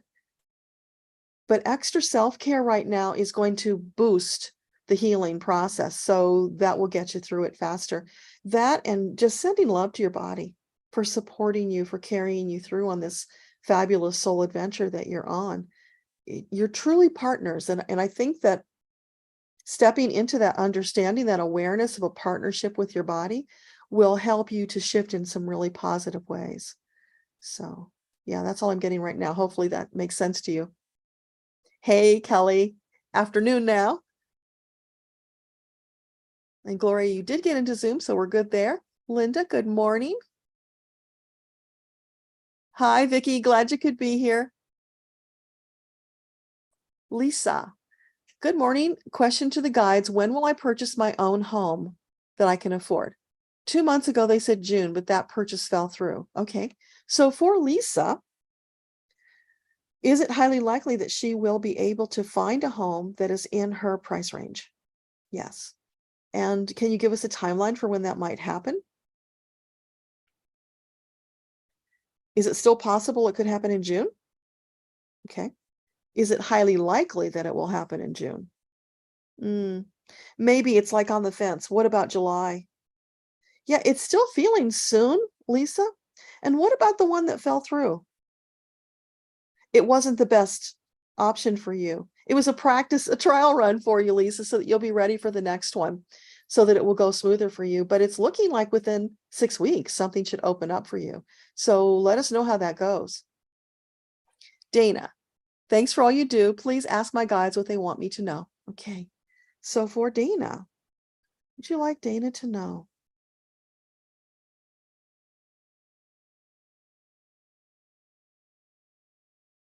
I'm hearing glug, glug, glug, like somebody, chugging liquids of some sort. So are you saying she needs to drink more? More fluids for Dana? Okay. Are you saying she's dehydrated? Yeah, they're saying you're dehydrated, Dana. So I don't know. How does that feel to you? Do you feel dehydrated? Electrolytes. Would electrolytes be a good option for her? Yeah, look into some electrolytes. Get some more fluids into you. There's something feeling, it's almost like a paper thinness with your body. So you need to, yeah, that's the representation of being dehydrated, the paper thin. So hydrate, and then it becomes moist and supple. You want to do that self-care for your body. So I hope that's helpful. Kelly, you've been seeing angel numbers every day for weeks. You know they're letting you know they're around, but do they have anything specific to get through to you? So for Kelly, what is the message you're trying to get through to her? Relax, the first thing that comes through. Really lean into your connection with nature right now, Kelly. I know it's a big one already, but they want you to lean in a little bit more. It's like there's something you're not noticing. Zoom out and look at the big picture and see if you can get a clearer perspective on what it is that's not clear to you right now. There's something waiting for you to see it. So can you be a little less mysterious and give us a clue? What does Kelly need to know right now? Flying, soaring, being in that. Okay, so in your meditation, Kelly, if you haven't already, visualize yourself either as you flying or in the body of a bird. When you do that, that helps you to get up above all the fray to see the bigger picture, so that you can see that everything really is all right with your world and you don't need to worry. Okay, what else? It's being in that space of Zen. As you are floating, you can see everything is good. You feel wonderful. That breeze caresses your face and your hair as you fly through the air effortlessly, going anywhere that you want to go. And there's more there. So I don't know if you've been feeling trapped, like you can't go where you want to go. So they're saying in the meantime, use this method of going anywhere you want to go. For instance, if you've always wanted to travel to Greece, see it. Do it in your meditation. That is as real as if you had done it in the 3D. So for those times when you're feeling like you can't go where you need to go or be where you need to be, do it in meditation. That is your reality when you're there. It is an actual experience, even though it won't quite feel like it, but it is. And then you come back to your third dimensional body and you resume whatever it is you need to take care of here to do, be, and have. But know that you can expand it beyond present capabilities anytime by going into meditation. And with that, they're finishing that it's only a temporary perception of limitation. Doing it in the meditation helps you step over whatever the obstacle is that's keeping you from actually doing it in the third dimension. So practice it in the fifth dimension. which will then open doors and make it possible in the third dimension. So that's pretty cool. I hope that helps. Hi, Tammy. Good morning, Janny. Glad to have you here. Rebecca, it's been ages. Hello from Uganda. Oh my gosh. I'd love to hear from my guides. Anything I should know. Thank you. Well, that's super cool that you made it to Uganda. You've been talking about that for a long time. So for Rebecca, what do you want to share with her today? They're very happy. They're all beaming. It's like, she did it. She did it. She actually did it. Okay, but what else do you want to share with her? So they're being silly. They want to lighten up. What for Rebecca? It's space. It's this expansive space, Rebecca. Don't limit yourself. Lean into whatever you desire, whatever you can dream of. Know that you can have it. It feels like they're saying, throw the doors wide open. Make a choice and then move towards it, allowing your angels to help you get to where you want to go, because you have this validation already that they helped you get to Uganda. That was huge. Big leap for you. And now the sky is the limit. What do you want? Dream it and you can have it, and they will facilitate for you. So it's a big message for you, Rebecca, about not living in limitation. Anytime you feel like there's something holding you back, or you can't have something that your heart and soul desires, that is not true. That's ego holding you back. Let that go. Lean into the love, the light, the power that your angels bring to the situation. Allow them to help you manifest, and it will happen. So there you have it. Hopefully that's helpful. All right, you guys, it's almost 1 o'clock, so let's stop taking new questions at this point. If somebody can just go to the bottom of messages and type in stop at this point, that would be really helpful, because if I scroll down now, I'll lose my place. And thank you. Hi, Randy. You wanted to ask, should you still focus on your music career, or is it time to move on? Okay, so for Randy, is it an optimal choice to continue focusing on a music career? No, so you called that one right. Should he,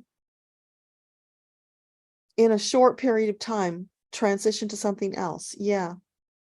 It's like, now that you've come to that place, it feels like peace and acceptance of closing that chapter. Now just move forward with Godspeed, they're saying, with Godspeed into that new adventure that's waiting for you. Because you've done that. You've lived that chapter. You've sucked all the juiciness out of it. And now it's time to go experience something else that's been on hold. So that's really exciting, Randy. Let us know how that goes. Hey, Richard, glad to see you.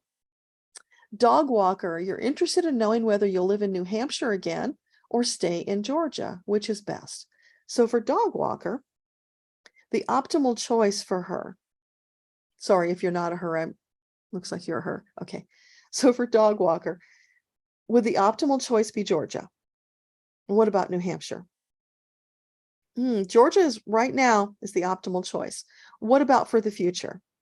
Is there ever a time where New Hampshire would be the optimal choice again? Okay, yes. So when? Would that be like 5 years or more? Is it less than 5 years? Oh, okay. So something like 5 years or further from that, New Hampshire would be an optimal choice for you. But what you want to do is, as you get closer to that time, be really tuned in, feeling for the messages from your angels, because it could change. Today, that's what the timeline looks like, but that's a long time off and things can change. So you may no longer want to go there by that time, or you may be gung-ho to go, but just be flexible about it. Any messages for Richard? Okay, so for Richard, what do you want to share with him today?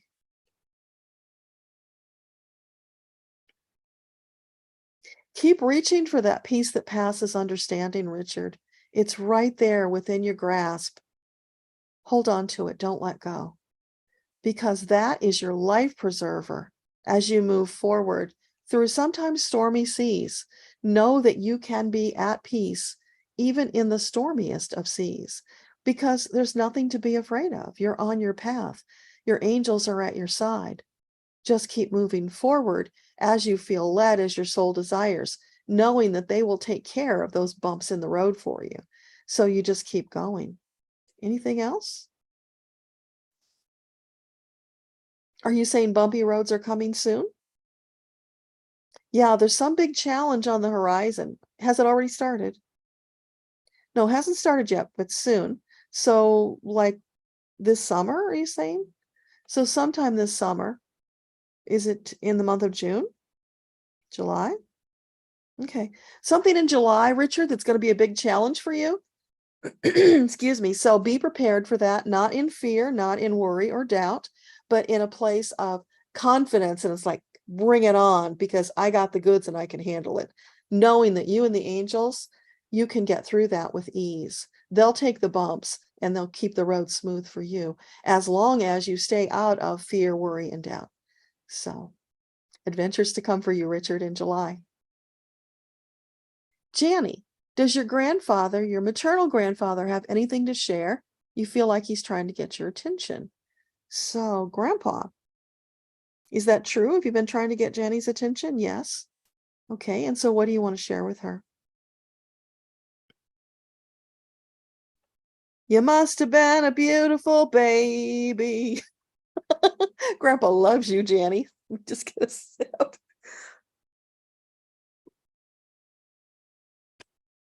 Yeah, he's exuding all this beautiful love beaming onto you about who you are, the life that you've created, the family that you've brought into the world. He's really excited about that.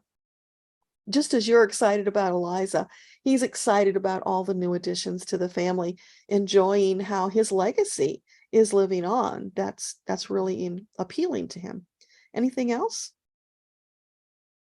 Okay, so what? More love for yourself, Janny. That's why he chose that song. He wants to express that love for you, the beauty that you hold inside of you that exudes from your very presence. Just keep shining that on the world, but first shine it on yourself. Fill yourself up, do that self-care, and then let the overflow shine into the world. You've still got a lot of living yet to do, so that self-care is really important. That's what he wants you to know. Don't let that slip, because it's one of those things, you slip and you start tumbling down, and pretty soon you can have a really bad splat. So you want to be aware of that trap that's out there for all of us. And as soon as you feel it start to try and grab a hold of you, take corrective action to get back on course, get back into the flow. And that will just be, a mere blip on the horizon as you speed by, because you've got so much yet to do. More love to share. I'm seeing you singing, Janny. I don't know if you sing, but somehow singing and love for you are connected. So if you're feeling, or you have the opportunity to get out there and use your voice to share the love and the wisdom that you have been gathering, do that. That's really something powerful for you personally, above and beyond all of your obligations, responsibilities, etc. This is about you. So let us know what that's about. That's really intriguing. Hey, Colleen. Deborah, please, never Debbie. I don't like Debbie, but I'll answer your question anyway. So does Metatron have a message for you? And thank you. Yes. So for Colleen, what do you want to share with Colleen today? Forget your troubles. Come on, get happy. You're going to the promised land. And that's from Judy Garland. That's the version I hear anyway. So for you, Colleen, that's whatever's been weighing you down, heavy on your mind, let it go. Get into that flow of love, joy, peace, bliss. Live that, because that's what your soul came here to do. Yeah, you've got obligations and responsibilities, we all do, and things go wrong, but you don't let that sidetrack the joy, the peace, and the bliss. That is always your primary focus and path. Those other things are just minor nuisances that you deal with along the way. So you don't want to get sucked into them. Stay on that path. and you are going to the promised land. For us right now, that is Earthtopia. We're headed there. We're working towards getting there. So as a light worker, it's about self-care first, because you've got to be powered up, ready to go at a moment's notice whenever you're needed. And for the long term, it's just flowing into that new, beautiful future, knowing that's happening. Along the way, as that light worker, you share your love and light wherever you feel led to do it, however you feel led to do it. There are no rules about this. Some people think there are rules, you have to, must, should. No, none of that. Let that go, cut those ties, do what feeds your soul and brings you joy, and it will bless other people. So that's your message, Colleen. Okay, we got Gary. Susie. Oops, hang on. Susie just jumped. Where did you go? There you are. Oh, wait, that's a different one. Okay. Looks like you continued your message down below. Here you are. Oh, that was just saying hello. Okay, so we're back on track now. Susanna, sorry. Ask my guides if the shift that occurred this week with work and school align you closer to your path that you're supposed to be on. No supposed to, Susanna. It's what you choose. Supposed to would mean somebody was dictating to you, and not a lecture for you, just it's a point that everybody needs to understand, because that supposed to thing takes away our power as a sovereign soul. It's what do you want to do? Creator says to you, you're my masterpiece. I created you in raw format and then sent you out in the world for you to perfect the masterpiece. And you get to do that in whatever vision is right for you. So the shift that occurred this week at work and school, is that to align her closer to her path? It's an opportunity, Susanna, an opportunity that you can choose to take or not. Is your future job at the same place? So would it be a highly optimal choice for Susanna to look for, accept, or take a different job at the same place she is now? Yeah, if you want to stay there, that's good. If it feels good to you, do it. If it's aligned with you, do it. But just know that if it doesn't, there are other opportunities out there. So it's always about you choosing what you want to do, letting your angels know, and then they set it up for you so that you can move into it. That's how it works optimally. Of course, we, with our resistance and limiting beliefs and all of that fear and stuff that comes in occasionally, get a little sidetracked. But just know, if you, as much as possible, stay on that path of love, light, peace, and Zen, they're going to help you get to those options, those goals faster and easier. So just be open and allow that to happen for you. Hope that makes sense. Gloria. Oh, that's okay. We already talked about that.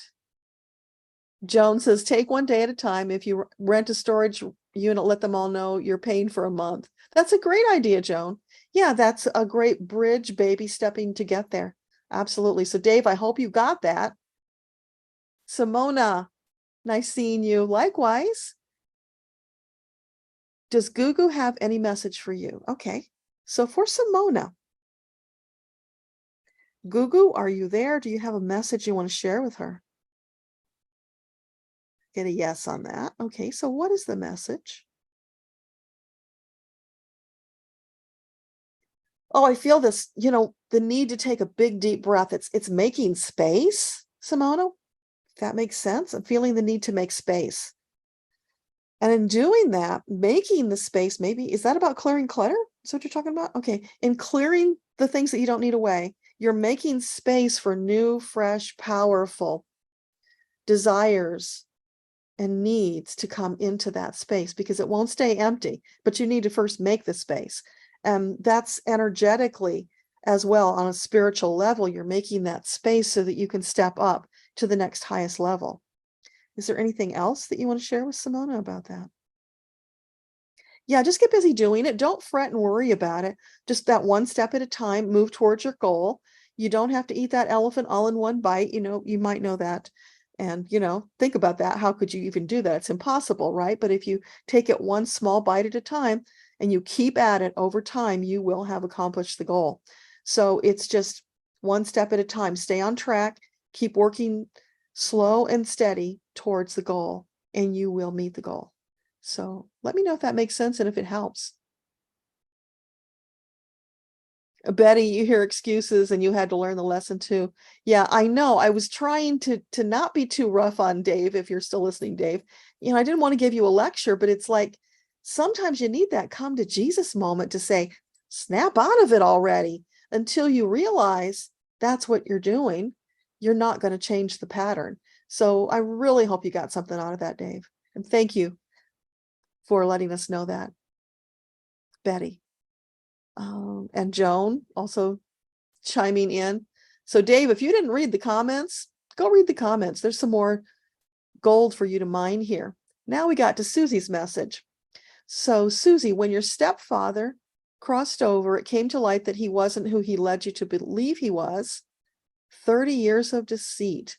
Would like to know why he deliberately hurt those who loved him. So Susie's stepfather, 30 years of deceit. What was that about? He did not feel free to be himself, but he had these needs that had to be met.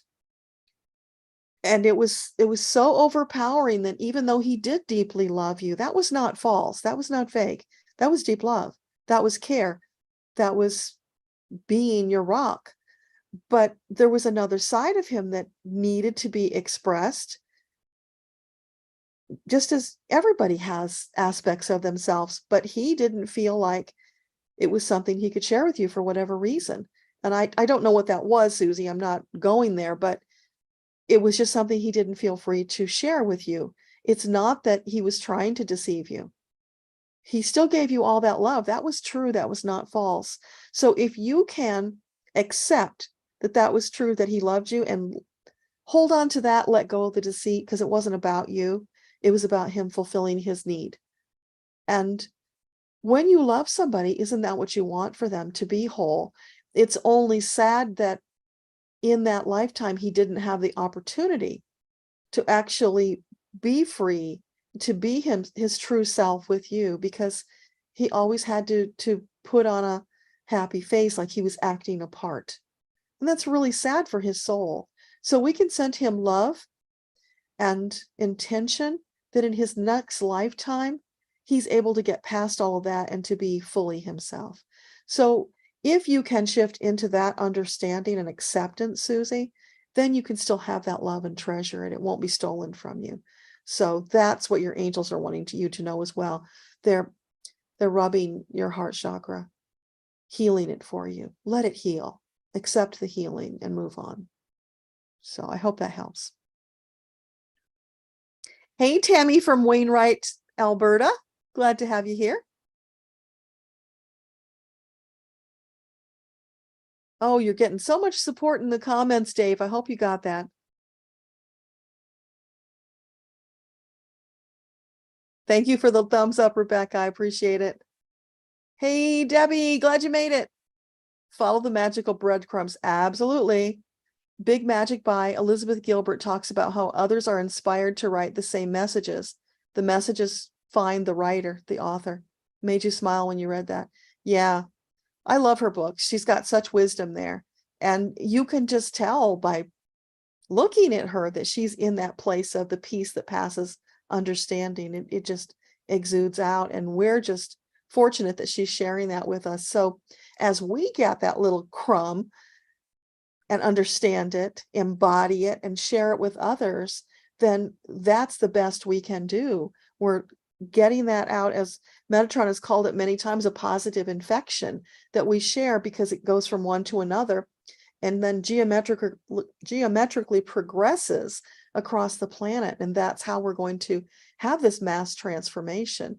And when it actually kicks into the final stage, it's like a sonic boom that goes across the planet, flattening the vegetation as it goes, because it's so powerful. And it's going to be like zap, and finally we've reached that pinnacle that we've been working towards. So yeah, that's awesome. So if you're readers and you haven't read Elizabeth Gilbert, there's some really great wisdom and love there. Joan, great messages today for several folks that you're able to benefit from. I'm so glad. Yeah, that's the intention, because a lot of this stuff is universal, if you think about it. The same thing happens when doing past life readings. The issues that come up, they're universal. Everybody's dealing with those same kinds of things, just in slightly different ways. So yeah, that's the intention from myself and your team, my team, all of them, is that this message serves you, but then it also serves the greater public, which is why when you come, your participation helps more people to see this video, to get these messages. Then when you come back and you watch it later to get all the pieces you missed, you leave a comment, you hit like, whatever you can do, that also adds to the power of the energy to expand it further. So this is our way of causing that ripple effect across the world. So I'm grateful to all of you for being here and participating in this service.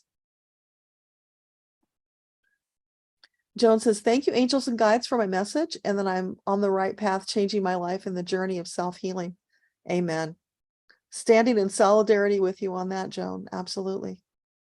Linda, do you have a blockage to connecting with your inner self? And do your guides have suggestions or messages?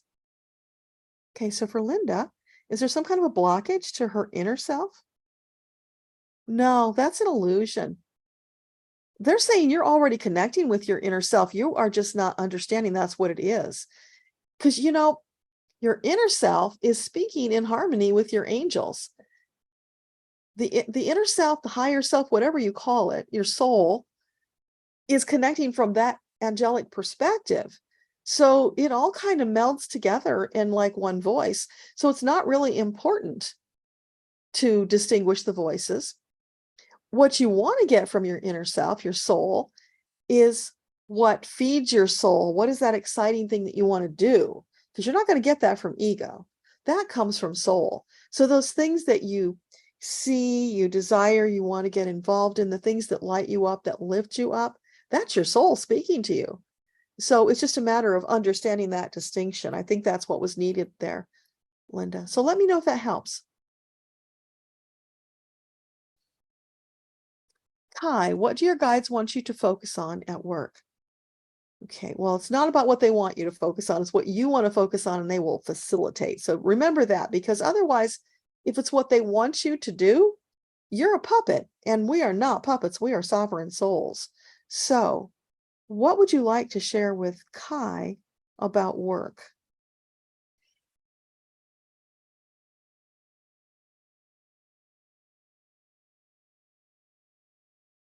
It's a little bit like what we were talking with Eileen about earlier. You're there to do a job. Work is a job. They have this contract with you, whether it's written or not, that you will come, you will be here for these hours, you will do these duties, but you don't have to go beyond that. You know, so many people turn their job into like their soul work, and it's so not. It's not doing what feeds their soul. But by doing that, they're abdicating the authority in their life.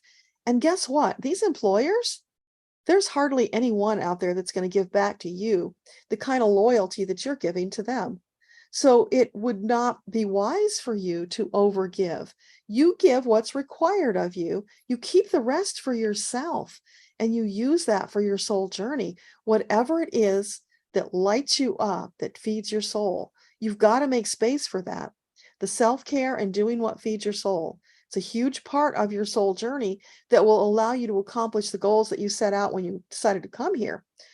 So it's not that you're cheating your employer, so please don't think of it that way. You do what you have promised to do, but don't go beyond that, because they will take advantage of you. If you're going to keep giving it, they're going to keep taking it, depleting you like energy vampires. And that is the truth of a great many jobs. They are a means to an end. Now, if you could find a way of making a living that also feeds your soul, that would be an optimal choice. Not everybody is in a position ready to do that. So if you can't, then you give to the job what you are required, but don't overgive. Save that for your soul journey. I don't know if you guys can hear that cat howling or not, but she's right outside the door over here, howling, trying to get my attention. So if you're hearing that, that's what it is. Okay, let's see. Where did I leave off? Sorry, I lost my place. Okay.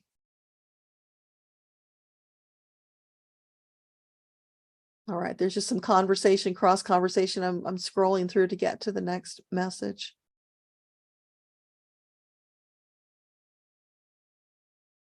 Oh, I love that, Linda. Turn your worrier into a warrior. You guys, for those of you who are worriers, put that on a plaque or a poster on the wall so you don't forget. Because worry is an energy that just drags you down into the darkness. You don't want to dance with worry, with fear. Let that stuff go. Dance with the angels on the head of a pin and have a really great time because you're safe and protected and celebrating this glorious life that you're here to live, because that's the truth. So Gary, you said you couldn't connect, but you did. So I'm glad you were able to work that out. Shannon, you couldn't get into Zoom, but you're wondering about a move. I'm sorry you couldn't get into Zoom. I don't know why that is sometimes. It's very peculiar. But if it happens to you, wait 10 minutes or so and then try again, because everybody else is getting in. So it might have just been a temporary glitch in the ethosphere. I don't know. But yeah, if you want to get into Zoom, I want you to get in there. But for Shannon right now, what about a move? Is a move an optimal choice for her? Yes. Okay. And is she needing guidance about where to move? No, you got that covered. Okay. So is the move in the near future? Yeah, it's feeling like it's soon. So like this summer. Okay. Yeah, it looks like all green lights for you moving this summer, Shannon. So I hope that's what you were asking, and it helps. Beyond Nina, you're looking at moving to a new position after some contentious events in your current position. Should you look within the company or outside? So for Beyond Nina, would it be an optimal choice to look for a new job at her current employer? No. That contentious stuff was facilitating you getting out of there, and a big clue that you need to get out. So something else that's out there that she should pursue, absolutely. And is it something she's already considering? Is she aware? Yeah. So it's something that you've thought about doing. Maybe you've hesitated for whatever reason. Now's the time. Go for it. Put away all of that contentious energy. Shift that right out of your energy body and focus into excitement about the new future, so that you will bring that energy to applying for the new job and then getting hired, because you don't want to go in there carrying the dregs of that nasty energy that could block you. So just sweep all that off, do a clearing, do a meditation, ask your angels to help you, whatever you feel comfortable doing, but do something. And it can simply be, burn some sage and declare to your angels that you want to remove all that negative energy, leaving you clear, open, and ready for the next step in your job. Yeah, finding the best job for you. So is the one that she's thinking of the optimal one? Yeah, it looks really good. So if that's the one you want, go for it with that attitude of it's already mine. It's lined up. The angels are going to make it happen.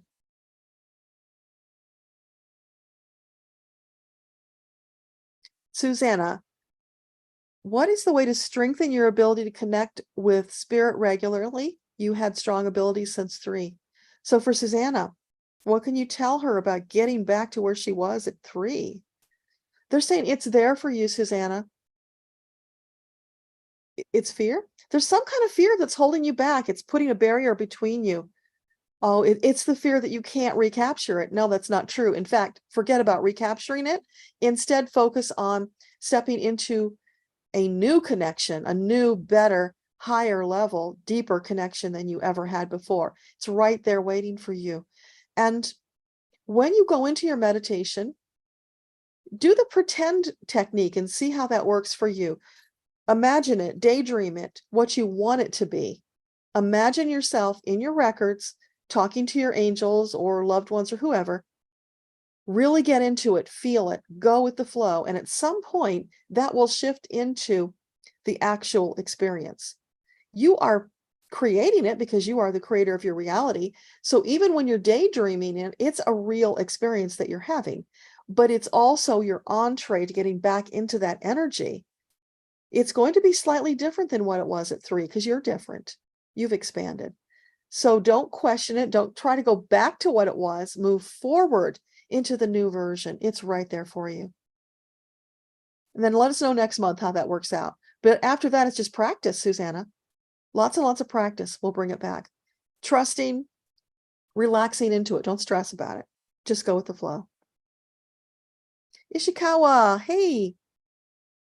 Will you hear back from D.E. Shaw? It's a company you applied to for a job. Okay. So for Ishikawa, is it highly likely? I don't know if you're he or she. Ishikawa. He? I'm getting he, so we'll go with that. So for Ishikawa, is it highly likely that he will hear back from D.E. Shaw? Yes. And will it be affirmative that he got the job? Yes. So are you saying, is it definite that he got the job? It feels pretty definite, Ishikawa. And when might he expect to hear from them? Would it be within a week? Within a week. Okay. Days? Within days? Monday? Tuesday? Tuesday's looking good. So, things could change, but right now, Tuesday looks like you will hear from them. So definitely come back and let us know, or post a comment in the video comments after it's uploaded, just to let us know how that went. Everybody would benefit from hearing whether it worked out for you or not. And thank you for sharing. Beyond Nina, on using the pendulum, how do you keep emotions from swaying the response with personal questions? Well, there's the rub, Nina. When you are asking something that you are emotionally involved in the beginning, you're probably never going to get it right because you're too emotionally involved. It takes a lot of time and practice, usually, for people to be able to disconnect from the results and to really be in the energy of, I don't care what the answer is, I just want the truth. And I can do it sometimes, but I'm still not 100% at that. And nobody's 100% anyway. We do the best we can. So what you do when it's something personal that you're invested in, get somebody else to douse it for you. In my mastermind group, we do that for each other. If there's a question that, we're not getting clear answers that we feel confident about, we douse for each other. And so you get a team of people to work with you and help you with that. So yeah, that's how you take away the stumbling block and you can get clearer answers. Then you can reciprocate for them when they need help with something. But that's it. And then after that, it's just practice. So great question. Thanks for asking that.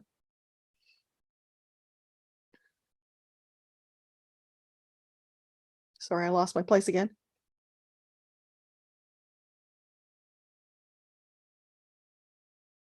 Wildflower, welcome. Do you see me selling my e-commerce business to an interested buyer? Okay, great question for Wildflower. Is it highly likely? Is this a she? She? Okay. Is it highly likely that she will sell her business? E-commerce business. It's highly likely you'll sell it. And where did it go? Oh, you didn't specify. Okay. So is there an interested buyer on the horizon for this business? There's not one right at the moment, at least not the optimal one.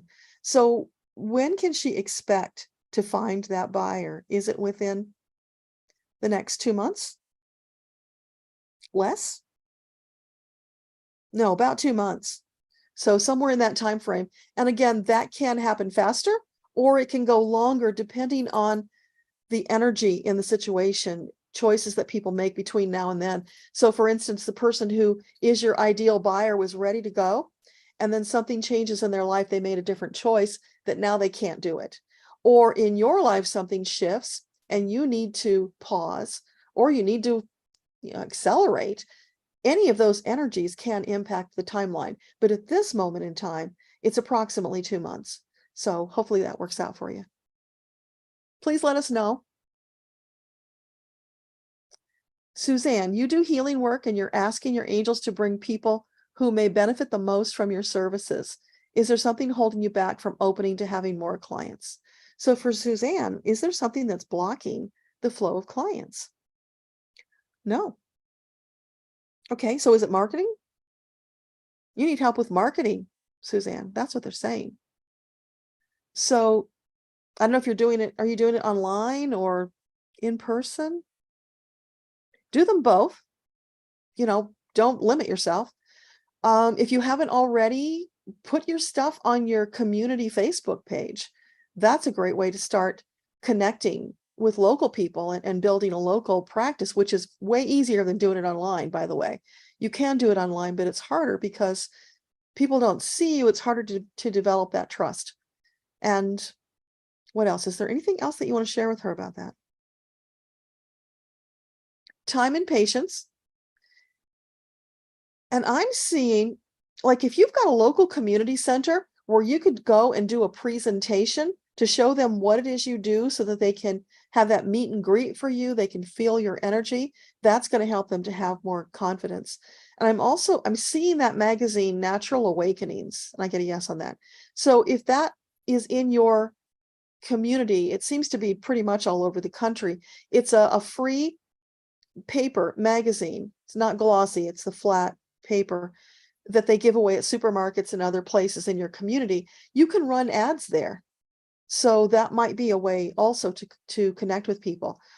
So get yourself with some help with the marketing, and maybe the ad is the help, but also getting out there, meeting and greeting people, maybe doing some demonstrations, you know, free demos on people to get others to say, oh, wow, I want some of that. You know, seeing is believing when they see the results. From there, if you haven't already, get your happy clients to do testimonials for you and then circulate them in those places. That's kind of the umbrella that it's feeling like right now. Don't be in a rush, though. Take your time, building slowly. Yeah. So can you give her a time frame for when she might see more people showing up in her practice if she follows through? Time frame. Is it in the year 2023? Yes. Is it in the, let's see, we're in the third quarter of 2023? What about the second quarter? Third quarter. So that would be July, right? That would start in July. Are you saying July? No, August? August. Okay. Oh, maybe you're doing, okay. Like connect with the back to school stuff. Do some kind of special promotion connected to the back to school stuff. That could get you a jump start in August. So those are a few things that you can try. Suzanne, let us know how that goes. And, you know, we'll be happy to share and help in any way we can. Becky, any advice from your guides? Okay, so for Becky, what advice do you have for Becky? I'm hearing Karen Carpenter sing a song, sing out loud, sing out strong. So if you're not singing your song loudly, do it. You're holding back. I think that's what that's about. Is that true? Yeah. Whatever it is you're here to do that your heart's desire, Becky, get it out there and sing it. Don't hold back, because people are not going to know that you're there, willing, able to do these things unless you tell them about it. Don't hide your light under a bushel. This is your time. Let the angels guide you, but don't hold back. I feel some fear there. And yeah, that's normal. Most people do feel fear when they're trying something big and aspirational, but let the angels take you through that fear.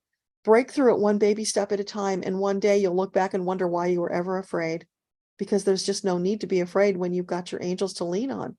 They will help you with any challenges. They will lift you over if they need to, whatever it takes. They've got your back always. So I hope that helps. Kelly says, thanks. That makes sense to meditate, create, and eliminate that which blocks me. Oh, that's a great quote, Kelly. Put that one on a bumper sticker. That's really great. Share that wisdom. And Kelly, you know, part of what you're here to do is to share your wisdom with the world. So wherever you feel led to do, get out there and share that wisdom. The world needs it. Tammy, you love the channel. Thank you. I appreciate that. please tell other people, because we need to get more people on board so that we can all get to Earthtopia faster. Some days it's exhausting, right? And it's like, oh boy, let's get moving already. But then we get up the next day and it's like, nope, nothing's going to get us down. We're going to keep going on. So yeah, just keep sharing and we will get there. Oh, I see the stops. Thank you guys. All right. So I'm just going to scan down and see if there's any follow up with anybody who got a question that I need to do. Simona, it makes sense. I'm so glad. Tammy, meditation's available. Yes, go to akashaunleashed.com. There's a meditation tab. There are several there. On my YouTube channel, there is a whole playlist of meditations. And I have a book, Little Book of Meditations. That's the title. It was all channeled from the angels. There are meditations in there to address anything that you can find in your life. There's healing, there's uplifting, there's, focus, getting you on your path. It's all there. And Metatron specifically chose each of those meditations, and there are 18 because 18 is a very special spiritual number. So it's all there. The intention with that book is that you could read the meditation so you feel how it flows. And then there's a link in the book that will take you to the recordings. They're all recorded so you can listen to them. And then when you know the flow, you listen to the recording so that while you're meditating, you're not in your mind wondering what comes next. You already know. So you can stay in the flow and benefit more from that meditation the very first time you do it. So yeah, all that's available. And that book is on Amazon. So you just look on Amazon and you'll see all my books are there. But the title is Little Book of Meditations. And thank you for asking and letting me do a little commercial. Okay. Richard, thank you. Loving light. You are so welcome. Kelly, dear spirit guides, I call upon you to help me heal, let go, cut any etheric cords that no longer serve my higher purpose. I ask that all cords attached to me that are not aligned with my higher spirit be released. Surround me with healing light to protect me from future attachments. Thank you. And amen. That's beautiful, Kelly. And anybody out there who resonates with that, copy it, use it. That's why she shared it here, so that you could benefit from it. And Kelly, it is hilarious that you did that, because didn't I just get done telling you to share your wisdom? Oh my gosh. The angels have such a sense of humor. Shannon, thank you. I'll take the suggestion for the Zoom and check my settings. Appreciate the time and care. Yeah, so hopefully you'll get on next time and I can actually see your beautiful face. That's always way more satisfying for me. And I feel like I can serve you better when I can actually see you. That's why I have that Zoom option. Beyond Nina, thanks for the job question. Hoping you saw the marriage question. I didn't. Nina, I'm sorry.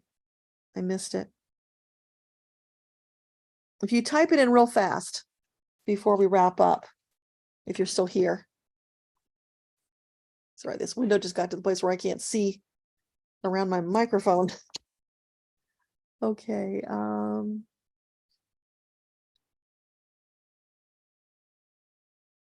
Dana, I'm not taking new questions at this point. So please come back next time and ask that question, or come on the first Monday of July at 7 p.m. Eastern. That's when I do the live metaphysical chat. So either one of those opportunities, please bring your question. I want to help you. Try to come earlier next time so you can get in to the queue. You're welcome, Gloria.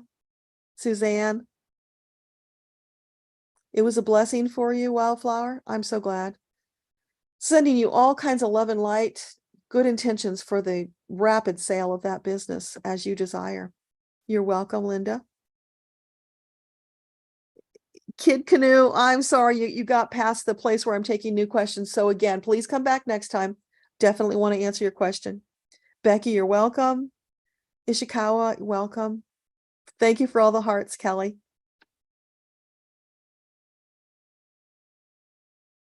Oh, I see it now. Okay, so Beyond Nina, have you cleared the blocks delaying your marriage? Are the blocks to the delay in the marriage gone? Yeah, and it feels smooth as silk right now. So yeah, move forward. And you see a long and happy life for her with her partner? Yeah, big smiles from your angels, and they're bringing out bouquets of flowers for you to accentuate. That's really beautiful. Debbie, today was such a wonderful gathering. Thank you. You are so welcome. I'm so glad you could be here. My one and only wrench. Thank you for being here. All right, you guys, let's just take a moment to bring the energy down and to thank our teams before we say goodbye. So take a couple of deep breaths. Let all the stress and the worry and the cares go, because they don't matter. What matters is what feeds your soul and you pursuing the joy, the delight, the gusto of being alive right now as this vibrant, beautiful soul that you are. Lean into that. Step away from the worries and the fears. Whenever you feel them creeping up on you, shift your focus. Find a way to release them. Know that they are just ego trying to hold you back. They're not real. They're limiting beliefs, because the angels aren't going to let those things get in your way. That's what they're there for, to serve you. So for all of us, as we move forward into this new week to come, let's make it an intention, a deliberate choice to stay more aligned every day, to be present in every moment, and then watch the glory, the beauty, the manifestation show up, because there is so much love, delight, amazing experiences yet to come. And that's what we're here to do. More of that, and then share it wherever you feel led to share it, because more sharing is how we can change the world together. Thank you to our amazing teams, mine to yours, to Metatron, the entire angel galaxy, and to Creator, for giving us this opportunity to come together to share the love, the light, the energy, the intention to change the world together. With much love. Thank you, thank you, thank you. Much love and light to all of you. I will see you soon. Mwah. Okay, ending now.